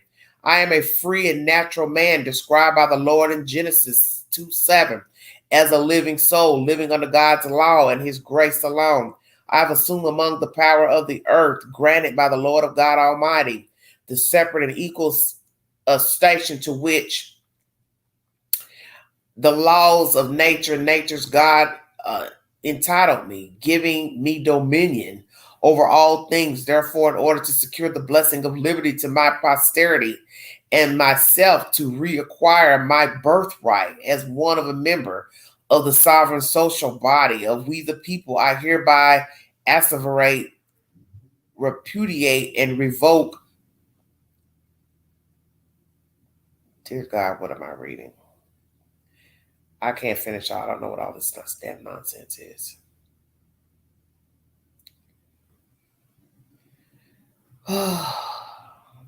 Obviously, he's basically saying he's not sovereign.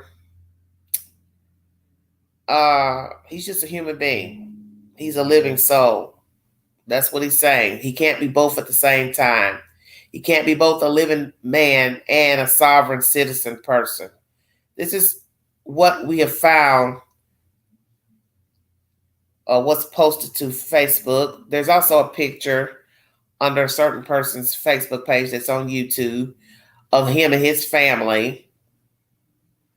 He's standing with a cowboy hat, and one son has a cowboy hat, and then a little boy with a little military little cap on, and the girl, she doesn't have a hat on. So he obviously has 3 children. 23 comments under this post.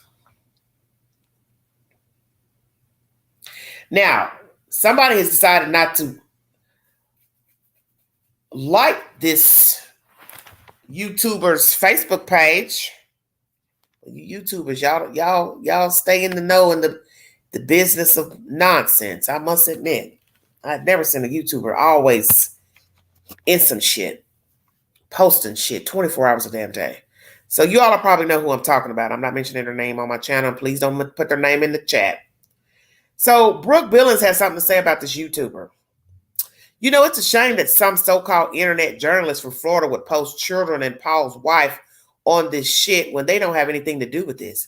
You should have blurred the children and the wife's face out. Your story was about Paul, not his family, especially his kids. You probably need to go to Journalism 101 before you think you're an internet snoop. Just saying, I know the picture was on his Facebook page, but have some decency. The children and wife are innocent. Then somebody replies, I agree with you. Those kids are innocent. Then Evelyn decides to reply. He is mentioned in the arrest affidavit as a result from the Twombly daughter's interview with OSBI. Why hasn't he been arrested?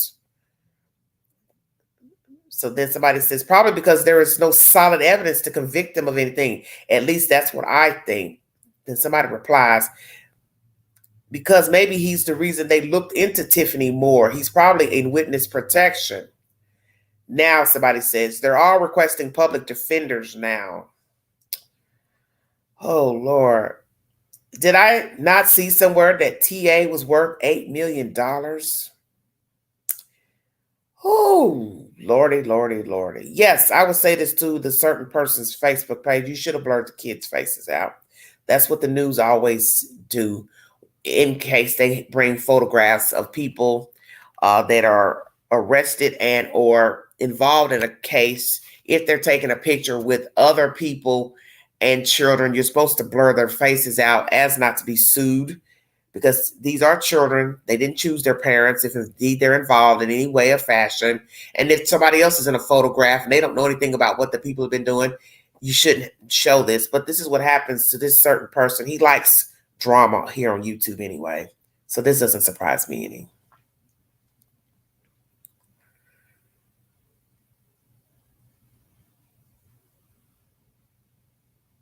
Very interesting. So, Mr. Grice, what is your role in this nonsense?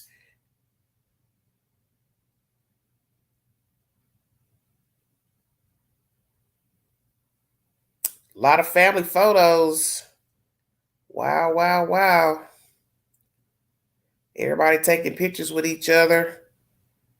Now your family's put on blast inside this nonsense. How nice. Will Mr. Grice be brought forward with charges in the murders of Miss Veronica and Jillian? The fact that the child put you there at the house, sir, in the meetings and the conversations, she would have no reason to make that up because, one, she's already telling on her parents. So she has no reason to go lie on you, a random entity, person, being, and even being at the house listening to the conversations. I don't believe the girl child has lied. If she said you were there, I believe her.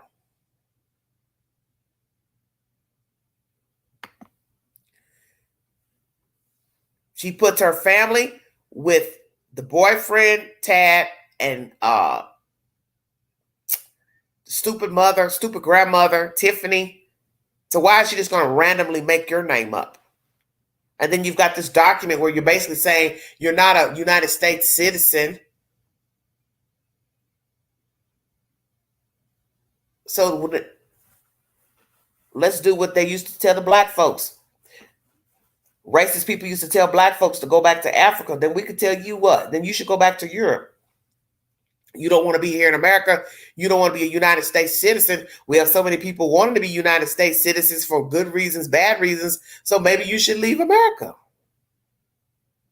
America's such a terrible place. You don't like it here. You've been afforded the liberties of America. You're living off the land. You don't want to be American. You don't want to be a citizen. Then you should fucking leave. I said it. I said it. Now come from me. Stupid thing to say. You don't like America, then leave. This is the one country where you can go get you a fucking airplane ticket and go land somewhere else. Thousands of countries, places, towns, cities. You can go and just reinvent yourself. Take your whole damn family with you and leave. And you can be whoever you want over there. Since you don't want to be a United States citizen, then get your happy ass off of American soil and go do what you want to do. How about that?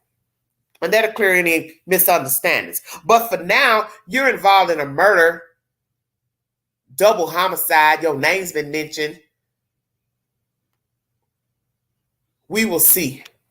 Because I don't see that girl lying about that. There's no reason to bring that man into it. For what? Makes no sense. Last commentary. I'm 2+ hours in. Sorry, it's a long live. This is what happens when you try to put so many subject matters in the same live stream. But I'm behind several days on all these stories. So I wanted to bring you this said information.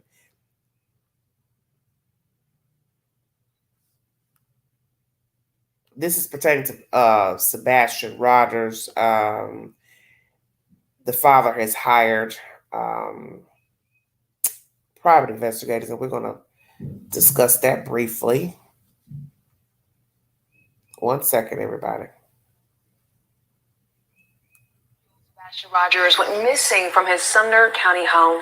The sheriff's office there telling Fox 17 News they've had no viable leads to finding the boy with autism. And now Sebastian's father is making a public plea for the FBI to take over this case. There's even a petition now. Fox 17 News' investigative reporter, Kelly Abolino, you've been following this case since the beginning. So what can you share with us this Wednesday? Well, this has been a devastating, traumatic, and certainly frustrating experience for Sebastian's father, Seth Rogers. He has taken off work every single day since Sebastian went missing to help search for him, and still there has been no trace of his son. Sebastian is believed to have walked off from his home in the Shackle Island community of Sumner County in the middle of the night back on February 25th. That, according to his mother and stepfather, Katie and Chris Proudfoot. But now Seth Rogers has launched an online petition calling for the FBI to come in and take the lead on this case and to investigate it as a criminal matter as well. Take a look. Seth Rogers writes here, We want the FBI to take over the investigation of the case of missing Sebastian Rogers from Sumner County Sheriff's Office. It has been 50 days since Sebastian has gone missing. No scent trail from dogs, no video footage of Sebastian leaving his mother's house, yet no criminal investigation at all by TBI or Sumner County Sheriff's Office. That petition has nearly 12,000 signatures this morning. You can find it on my Facebook page. The Sheriff's Office, TBI, and trained teams from around the state did search a 5-mile radius around Sebastian's home the week after he went missing. They researched that same area earlier this month. Sumner County Chief Deputy Eric Craddock saying there has been no evidence of foul play, but nothing is being ruled out at this point, he says. Now, I checked in with the Sheriff's Office and TBI again yesterday and have not yet heard back. Meantime, I can tell you that volunteer search teams continue to help Seth Rogers canvassing areas in Sumner County outside of that initial 5-mile radius. Erica and Jen? All right, everybody. Thank you for joining me. Fox Nashville is the source. So Seth feels like there's no clues in this investigation. Well, the one thing he has to remember is that law enforcement will not tell you what they're doing, not doing. TBI is help aiding. I'm sure they have asked for help from TBI, but just didn't give the lead to TBI. So they're not going to tell you each agency what they're doing and not doing. They're not going to tell you about suspects. They're not going to tell you what they've learned, not learned. They're not going to tell you anything until they're ready to tell you. I won't doubt that this is a criminal investigation because they've already made that clear without saying it. We've hauled back the searches. Now we're going into the investigative side. They just didn't say criminal. But one could use deduction. What else can it be at this point? And possibly at the point when they said, we're going to do investigative side now. Because as with TBI and any government agency, they usually have a lead within 3 days, as you heard the woman tell us that with the Summer Wells case. Usually within, 48 hours, 72 hours, we know where the case is going. I remember those words as if it was said yesterday. We usually have an idea after 72 hours where the case is going. Well, if the TBI haven't told us anything in 72 hours, common sense should tell anybody this is possibly foul play. But they can't tell you that until they start to investigate. So now he wants TBI to be the lead. So number one, will the Sheriff's Department hand it over to TBI? Number two, is this a criminal investigation? 3, do they have suspects? Do they have any other CCTV footage in this great state of Tennessee or anywhere else that could give information that possibly this is foul play? Somebody took the child, lured the child. I saw on someone's network earlier that someone was on Facebook claiming to have the boy child. I'm not really here to dig and delve into any of that nonsense because most of you know who follow this network. I don't do all that he said, she said bullshit. I don't have that kind of time. And I will not waste another day on that type of foolishness in talking about true crime. But what I will say is anybody with sense who has a child missing and an Amber Alert has been released and you're watching the news, you know to go call the police, the sheriff. Why are you on Facebook saying you got somebody staying in your house and it looks like Sebastian Rogers or whatever the hell you're trying to say? And anybody going back and forth with the person on Facebook, you're wasting your damn time. Because one, you don't know who the fuck you're talking to, and you don't know that that's that person that would have the child or got the child, because it's probably somebody's stolen profile put up there to engage in foolishness. Probably a weak-minded person who's bored, a pedophile. I don't know, but the point is, what person is going to show themselves in a profile saying, yeah, I got Sebastian Rogers right here. He's sitting right beside me. And you're steady asking him questions. Whoever the dodo bird is asking, well, how? Why? He there with you? How you know him? Really? It's no different than the dodo bird that was posting videos months ago pertaining to Summer Wells and showing pictures of cows grazing. Don't you get it? There's sick people out here who like attention. And you see it every day. It's in the media. It's with YouTube. It's with Facebook. It's with IG. It's with TikTok. It's with any app where people are bored and have access to a laptop, computer, and a cell phone. You can do whatever you want on that phone until somebody calls your fucking bluff. And that is what you have here pertaining to whoever is pretending to be whomever on Facebook saying they have Sebastian Rogers. Well, if you have him, then you should have no problem turning him over to law officials. What is the conversation about? Absolutely nothing. But yet somebody made a video about it. I know I probably shouldn't be saying anything. Just like I shouldn't be repeating what the fuck you were saying about this dodo bird shit. But I'm going to say it before somebody says it to me. Yes, Queen has already heard it. So please don't ask me about it and don't ask me what it means because I just told you. No sane person who would want to not get arrested would say they had Sebastian in their custody. We'll leave it at that. This live stream is pertaining to O.J. Simpson. He's been cremated. He has left a will.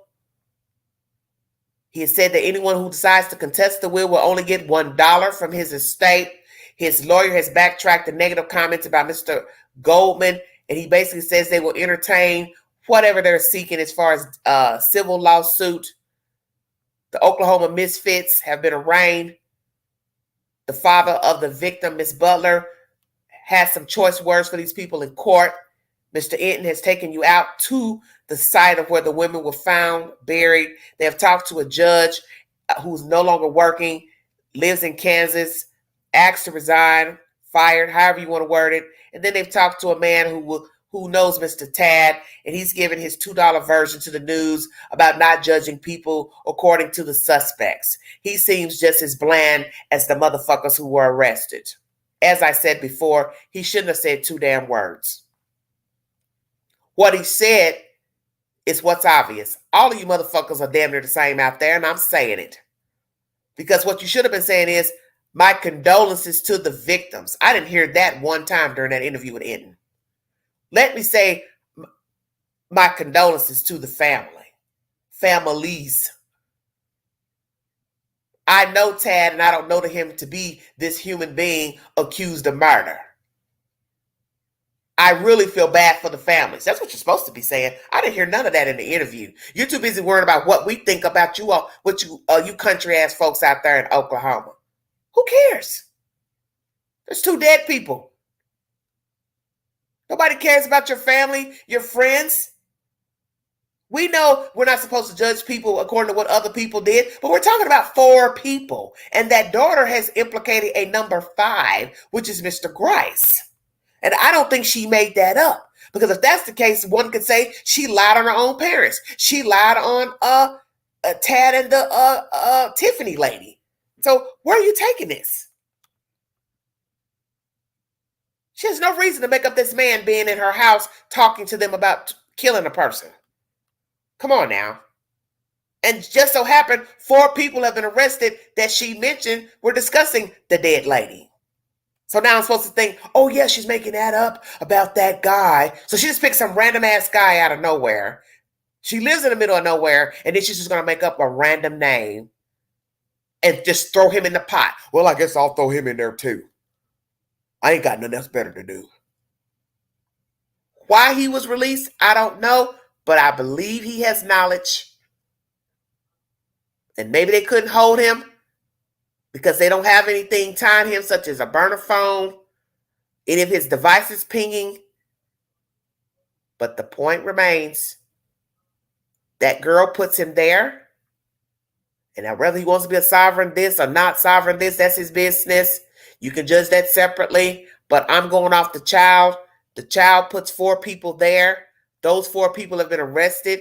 I don't see her making this up about Mr. Grice. Exactly. She told the truth. We just have to ask ourselves why he's walking free. Now, unless he has decided to tell, Because as they say, the first person that gets the plea agreement is the one that hollers first. So then we have to ask that question. Out of the 4 suspects, who has decided to speak about the crimes and their role?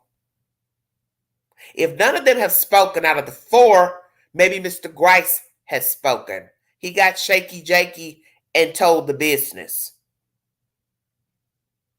I don't know.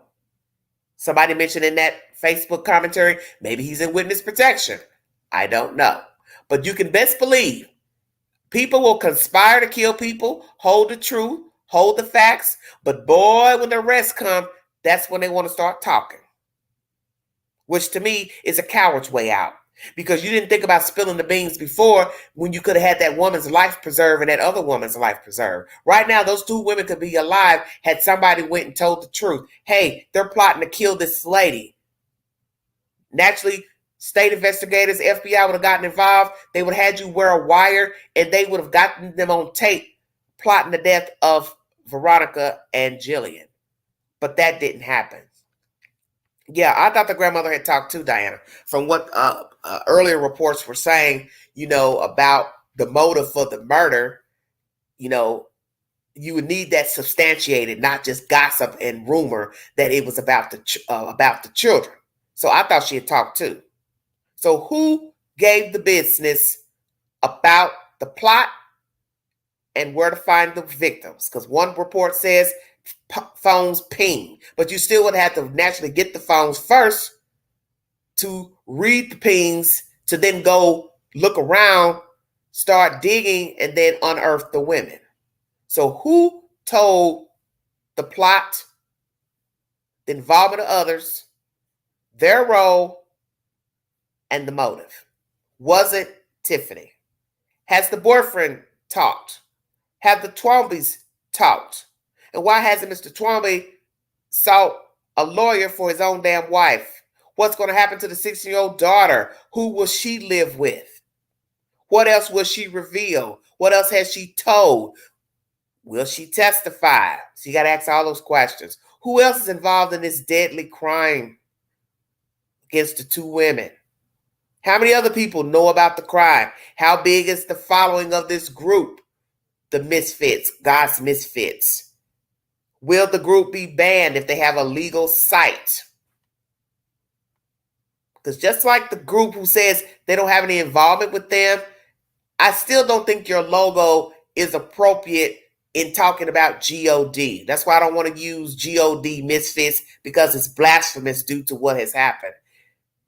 That group, I'm still suspect with you all, because your intro on your page talks about being a badass, and that's something that shouldn't be used in the context with GOD. So we don't know what your role is, and we don't know if you're connected to these people or not, because it's easy to say, oh, we wouldn't talk about murdering people and condone murder. Well, we don't, first of all, know who you are. We don't know really who's leading the group. We don't know nothing. Now, we're getting commentary that this Grice guy is the orchestrator of the group. It was made in March, right before the murders. So I don't know who's who. The older man that's speaking on that one website, a Facebook group, is saying, well, we're not that group. We're not affiliated with them. I don't know nothing, and I ain't claiming to know nothing. Because anybody can get on a Facebook page and go live and say, I ain't this, we ain't that, we don't know these people. We don't really know what's what, because we haven't seen anybody come forward to say who is the orchestrator of this Misfits group that they're a part of. So who is to say? I haven't a clue.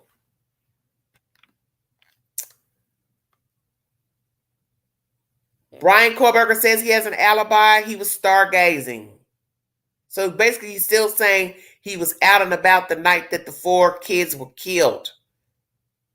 But the alibi is not a human. So basically he's saying he's with himself. That's not an alibi.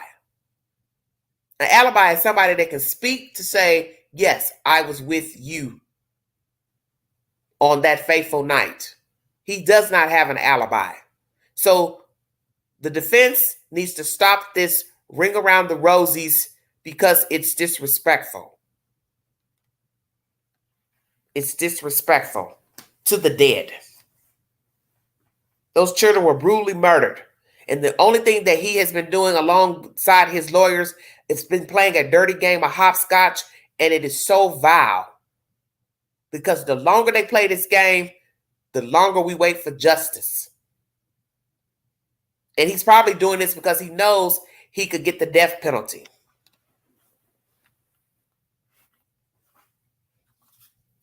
And I'm assuming it's still on the table. Let me see what they have to say about the conservancies, and then I'm checking out of here. Because this is a very long-winded live. Sorry, the live is so long.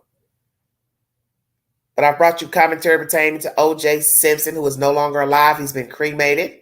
Who was there with him? Allegedly Justin, the baby's son. He's second in running to be the executor of the estate in case the lawyer cannot fulfill his obligations. What was the relationship between all of the children and O.J. Simpson? Will anybody fight anything left behind?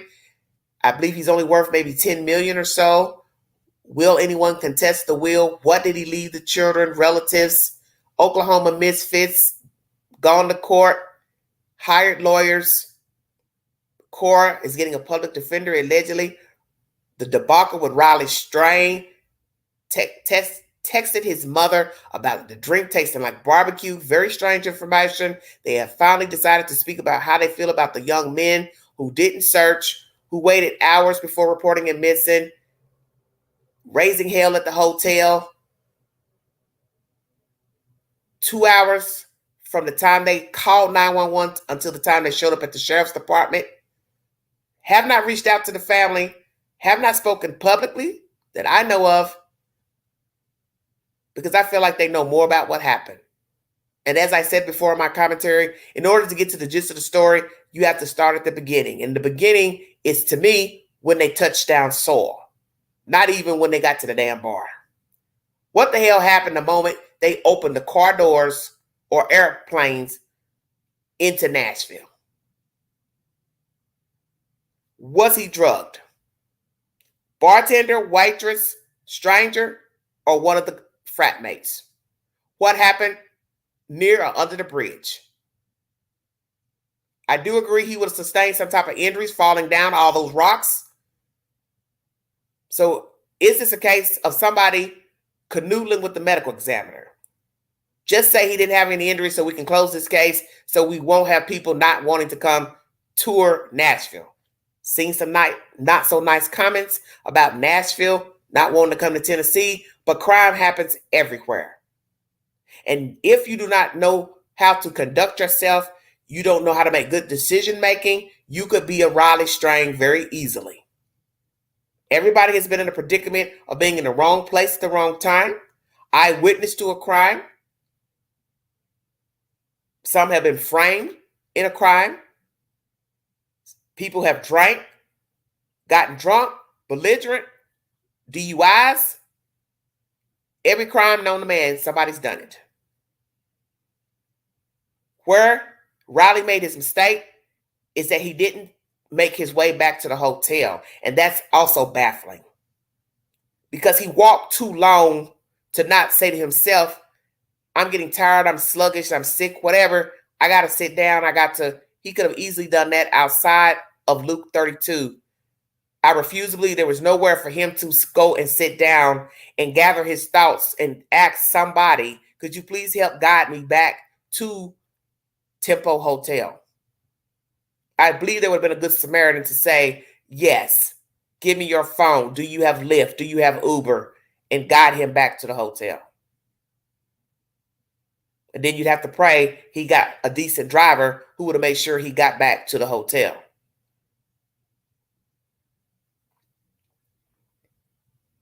Seth Rogers wants to hire or has hired private investigators. They said he fired the ones he had. What happened with those? I had never heard anything about that. What happened with those investigators? Where are these investigators from? Tennessee? Somewhere else? He wants also the TBI to take over the case, the FBI. Will they oblige him? Will they overstep the local sheriff's department? And I also noticed on Mr. Proudfoot's page, he's decided to post content pertaining to Sebastian, which is a day late, dollar short. Sir, you have gone weeks without posting anything pertaining to this young man, a young boy. Now all of a sudden you want to post stuff about him. That's because you've got nasty commentary about yourself and your wife on social media. Now you feel some type of way. I know it ain't guilt, because I don't think you can feel guilt. You're more worried about your image. And that's what has bothered many people pertaining to the disappearance of Sebastian Rogers. That you care more about how the fuck you look. Your wife don't say very much. She's only responded once pertaining to what Seth has said on TV.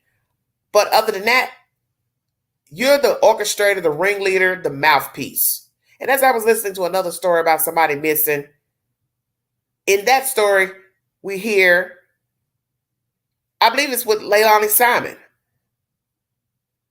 That baby daddy's calling 911 and he's nowhere around. So it's like, why are people who are nowhere around a disappearance calling 911 about a missing child? That will be live number 2 today about Leilani Simon. Let me pull up this information about the Gonsalveses and then I'm going to check out of here because it's getting later into the afternoon. Thank you all so much for joining me. Please have a safe weekend.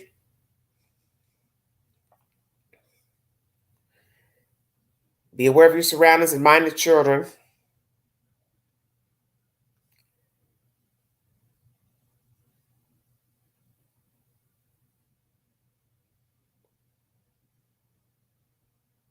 One second.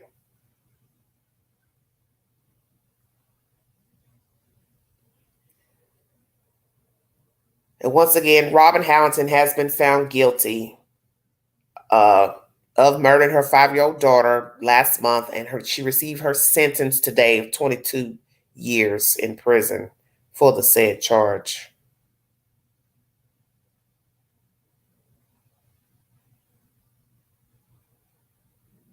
So we hear that Brian Kohlberger was driving on the night of the killings. I'm trying to see where the parents have spoken out. Somebody said they said something that they spoke out.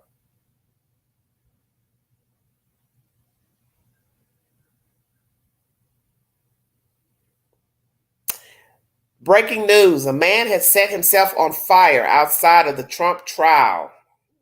NBC News is the source. Dear God, give me a break.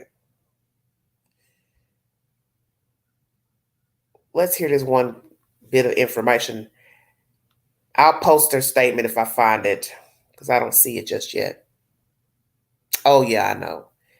When I saw the notification, I thought, oh, Lord, I know everybody's wondering why I haven't gone live. I just had a very busy week this week, so that's why I hadn't gone live pertaining to any news. 6 ABC Philadelphia is the source.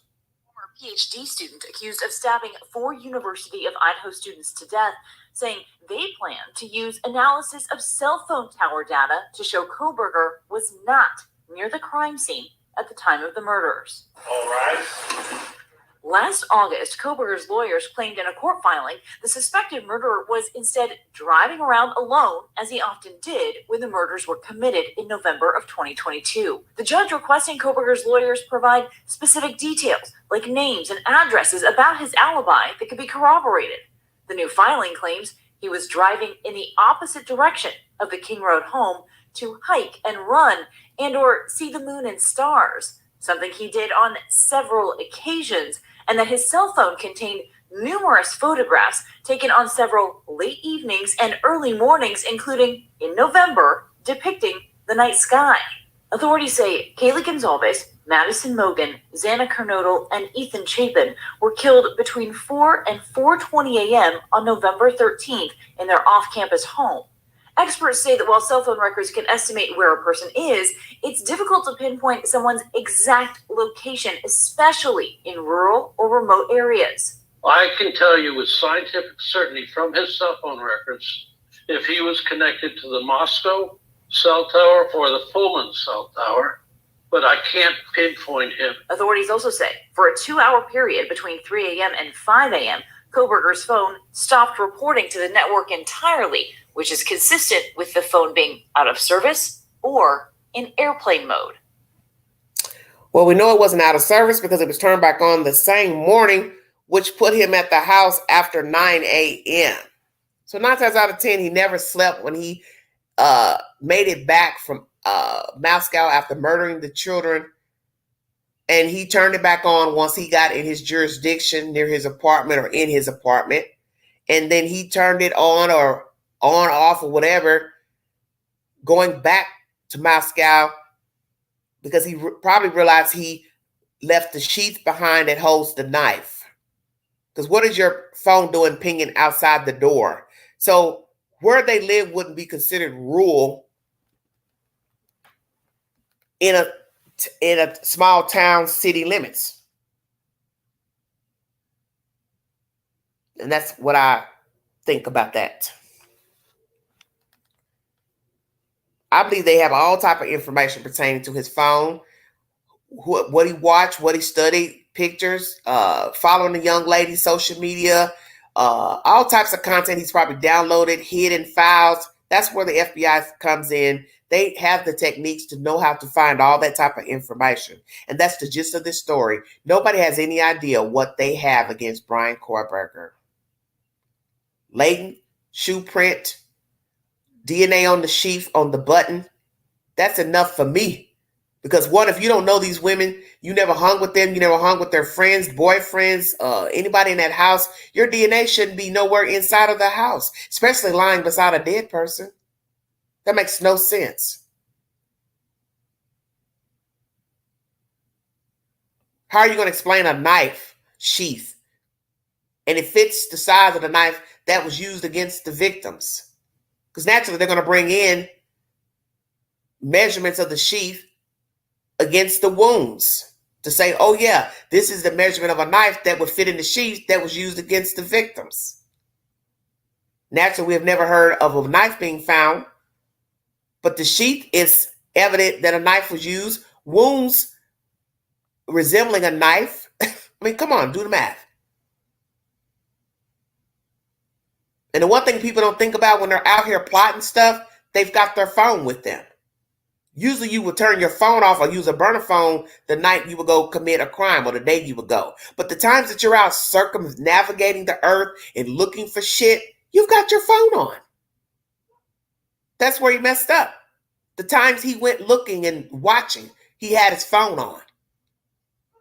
So just because you get up, turn the phone off, doesn't mean you weren't there and you didn't commit the crimes. I believe he was there. I believe he made several trips over there to that campus, over by their house, places that the girls frequent. I believe that. I believe he committed the crime. I believe he left the knife sheath. I believe he also returned that morning at 9 a.m. He wanted to see if anybody was coming and going and stirring around, which was stupid because you don't know who saw you or the make of your car. And you don't know who else has some commentary pertaining to that car or anything else pertaining to Brian Kohlberger. Because once again, everything does not have to be revealed to the media or put in an affidavit to be, visible to the public. Could be some things that have been blurred out in the affidavit. That's my commentary, everybody. If you'd like to donate to this great network, $Beganji129 Cash App, stickers and chats always welcome during the live stream. Thank you for following this network. Welcome all new subs and viewers. This is a very long live stream, but I had a lot of subject matters I wanted to cover, and there are other things I wanted to bring news updates pertaining to Tennessee law.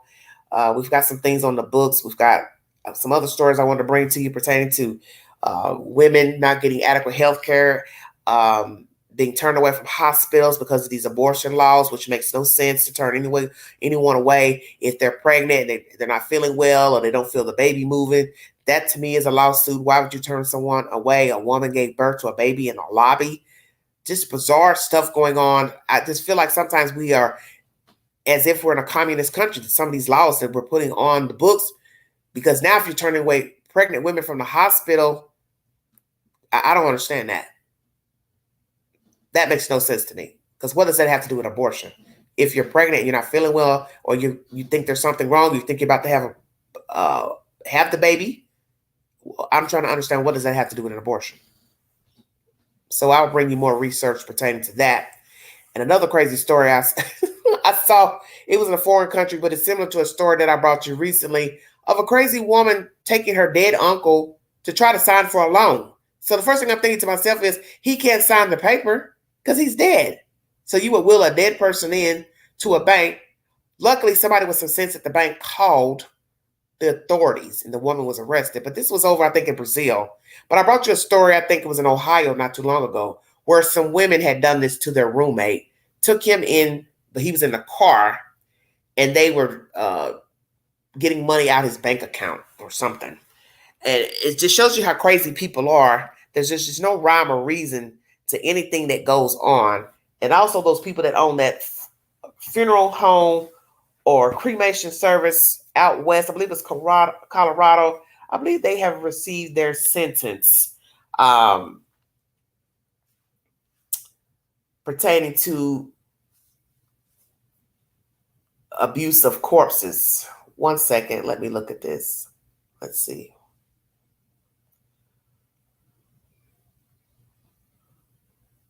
There's just always something going on in this country. Every day it's just like nonstop.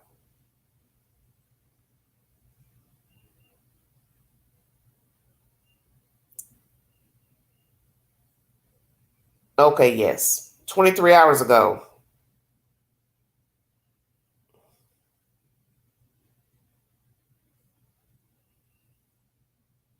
The owners of a Colorado funeral home where prosecutors say nearly 200 bodies were found rotting in a warehouse pleaded not guilty on Thursday to federal charges of wire fraud and conspiracy.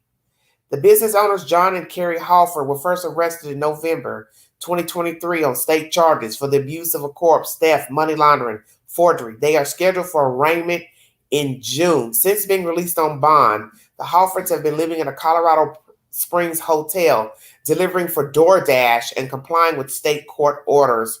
With the couple facing more than a dozen federal charges of wire fraud, conspiracy, along with an estimated 7-year prison sentence, U.S. Magistrate Judge Scott T. Vorholak declined to release John Halford on bond. Very interesting.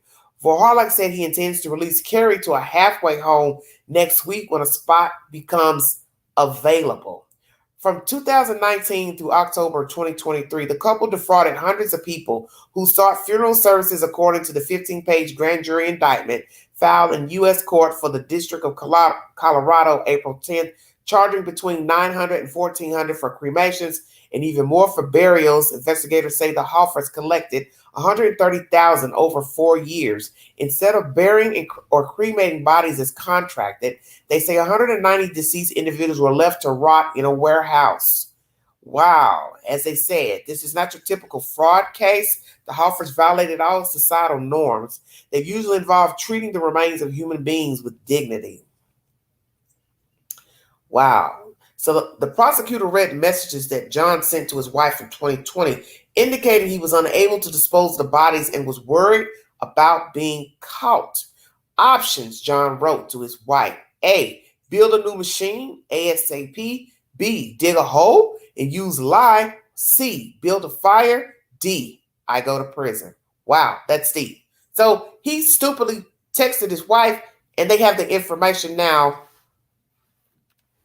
repeated to the court. Verification. This is bad. Prosecutors say the couple also provided death certificates to families, falsely stating that deceased people had been buried or cremated as contracted. Families who expected to be provided with their loved ones' remains were reportedly instead given urns filled with dry concrete mix. Additionally, investigators say they discovered 2 bodies buried at the wrong grave sites. On an application for COVID-19 relief funds, authorities say the Halfords falsely represented their business wasn't in violation of any law. Now look at that. 2 bodies buried at wrong grave sites. How do you do that? Jesus. With $882,300 obtained from the Small Business Administration, the couple purchased a vehicle, multiple vacations, entertainment, dining, tuition for a minor child, cryptocurrency, cosmetic medical procedures, jewelry, various goods and merchandise from Amazon and payments to other vendors unrelated to their business, a grand jury indictment cites. Federal public defender Laura Sula, who is representing John Halford, argued for the couple's release since they have been complying with state court orders where they face 286 charges and steeper sentences. Carrie Halford is being represented by Arvado-based attorney Robert, Miller Hersick. To date, families who trusted the funeral home have filed 2 civil actions claiming negligence and fraud. The Colorado legislature in 2020 elevated the offense of abuse of a corpse to a Class 6 felony following the discovery of a body brokering scheme at Sunset Mesa Funeral Home in Montrose. The legislature is additionally considering a bill that would require mortuary workers to obtain formal training and licensure to operate in the state. Courthouse News Service is the source of this information, everybody. So these 2 nimwits have gone to court and they have pled not guilty to federal charges of wire fraud and conspiracy. How are you going to go to court and say it's not fraud when you have put bodies in the wrong place? You have stored 200 bodies illegally, out, obviously exposed. Don't know if they were clothed, not clothed, in bags or what. Not properly buried, cremated. You've taken money for some of these people. You've admitted to not having adequate services to exact the cremations and burials. So that's in text messages. And yet you will still go into court knowing they have the evidence against you. Ding, ding, ding, the 200 bodies is evidence. And yet you would say you're not guilty of fraud. But you knew you've taken money for things not done as far as cremations and burials. So how could you say, oh, I'm not guilty? You're better off taking a plea that you did defraud people. You went to the government and got free monies for whatever for your businesses. You've spent money on luxury items and so on and so forth. That's fraud. You took money for something you did not do, and you took the money. You got the money won fraudulently. You spent the money on things that has nothing to do with the business. That's the premise of the case. And yet you were going to court and say, I need to be out free. But that's what you were doing this whole time when you were just frauding people of money. You used concrete mix as ashes. And who's going to know what a real ash is supposed to look like or smell like? Nobody. And the fact that the wife can be put into a halfway house, hell no. Both of them need to stay in jail until trial. And maybe if they sit in jail a little while, they'll decide, hey, let me go talk to my attorney and we will take a plea. Because there's no way you're going to be able to talk your way out of this.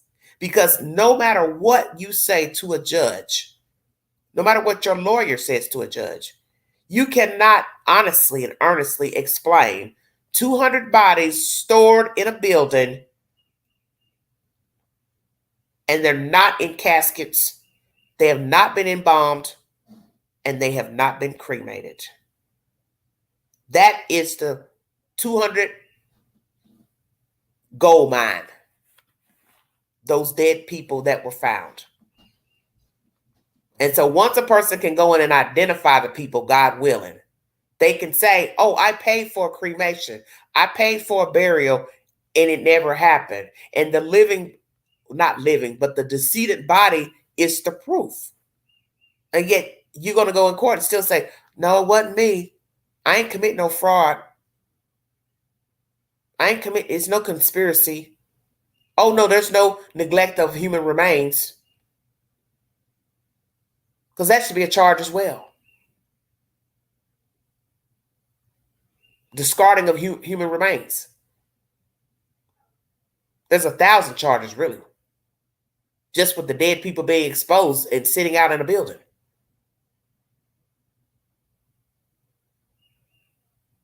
And God forbid they took some people who never came forward to finish paying. I found out with another story I brought you out of Texas of that black guy who was scheming and scamming people. You can go to the state and say, oh, nobody claimed the body. and then the state can pay you money for services that you don't exact. So see, there's a scheme within a scheme. And these are schemes that most of us will never know anything about because we're not in this line of work to know. And then you got people who are Googling these businesses to learn how to scheme people. And that's the story I brought you, that black guy out of Texas who was scheming people, pretending that he was going to bury them and put on a lavish funeral for them. And next thing you know, the people have been stored somewhere. They're not embalmed. They're smelling all type of nonsense. Their faces are bloated, body bloated. You don't know people. And I don't care what anybody says. If anybody reaches out to you through social media about your loved one to help you bury them, you should run like hell. It's no different than somebody pretending to be Pookie Ray Ray. And, oh, your picture's pretty. I want to talk to you and blah, blah, blah. Or you go on a date site and you're talking to somebody that never wants to video chat. It's the same game. No decent person is going to reach out to you and say, hey, I'm going to help you bury your loved one. I'm not saying that people have not done it when there's been tragedies, such as, children being murdered, and somebody says, hey, we'll help you pay for the funeral, or the funeral home. But the funeral home will do that. The funeral home will come to you and find you to say, hey, we'd like to pay for the burial of your daughter, sister, whomever. You don't have to worry about it. Nobody's going to be talking to you through text messages. So as you see, there's a scam in everything. Even in burying the dead, there are illegitimate companies who are not going to bury the dead. There are people coming out the woodworks pretending to be owning funeral services that have no intention of burying your dead. And no different than somebody calling you right now to say, hey, we need a donation from the Firefighters Association.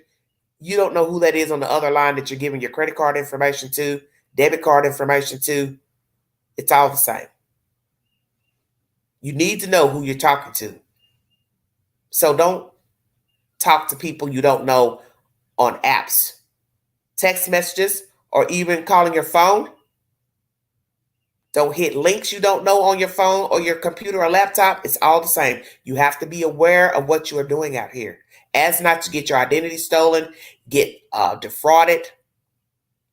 You have to be aware of your surroundings. And when you're dealing with death, dealing with jail, somebody's calling to say, oh, your daughter is in jail, we need money, blah, blah, blah, put it on a green dot card, all that type of nonsense. If you can't talk to somebody reputable to verify somebody's incarcerated, you can't talk to somebody face to face about the death of your loved one, you need to run like hell and block them. Because that's the first sign of deceit. You cannot visibly see the person who is wanting money from you or saying they can help you. You do not do business through text messaging. And we live in a world where people like to text all the time. Texting is dangerous because anybody can get a phone and pretend to be that person. I don't care if it's your landlord. You need to speak to someone and you recognize the voice. That's my commentary, everybody. Thank you for joining me. You've been listening to The Vault XL.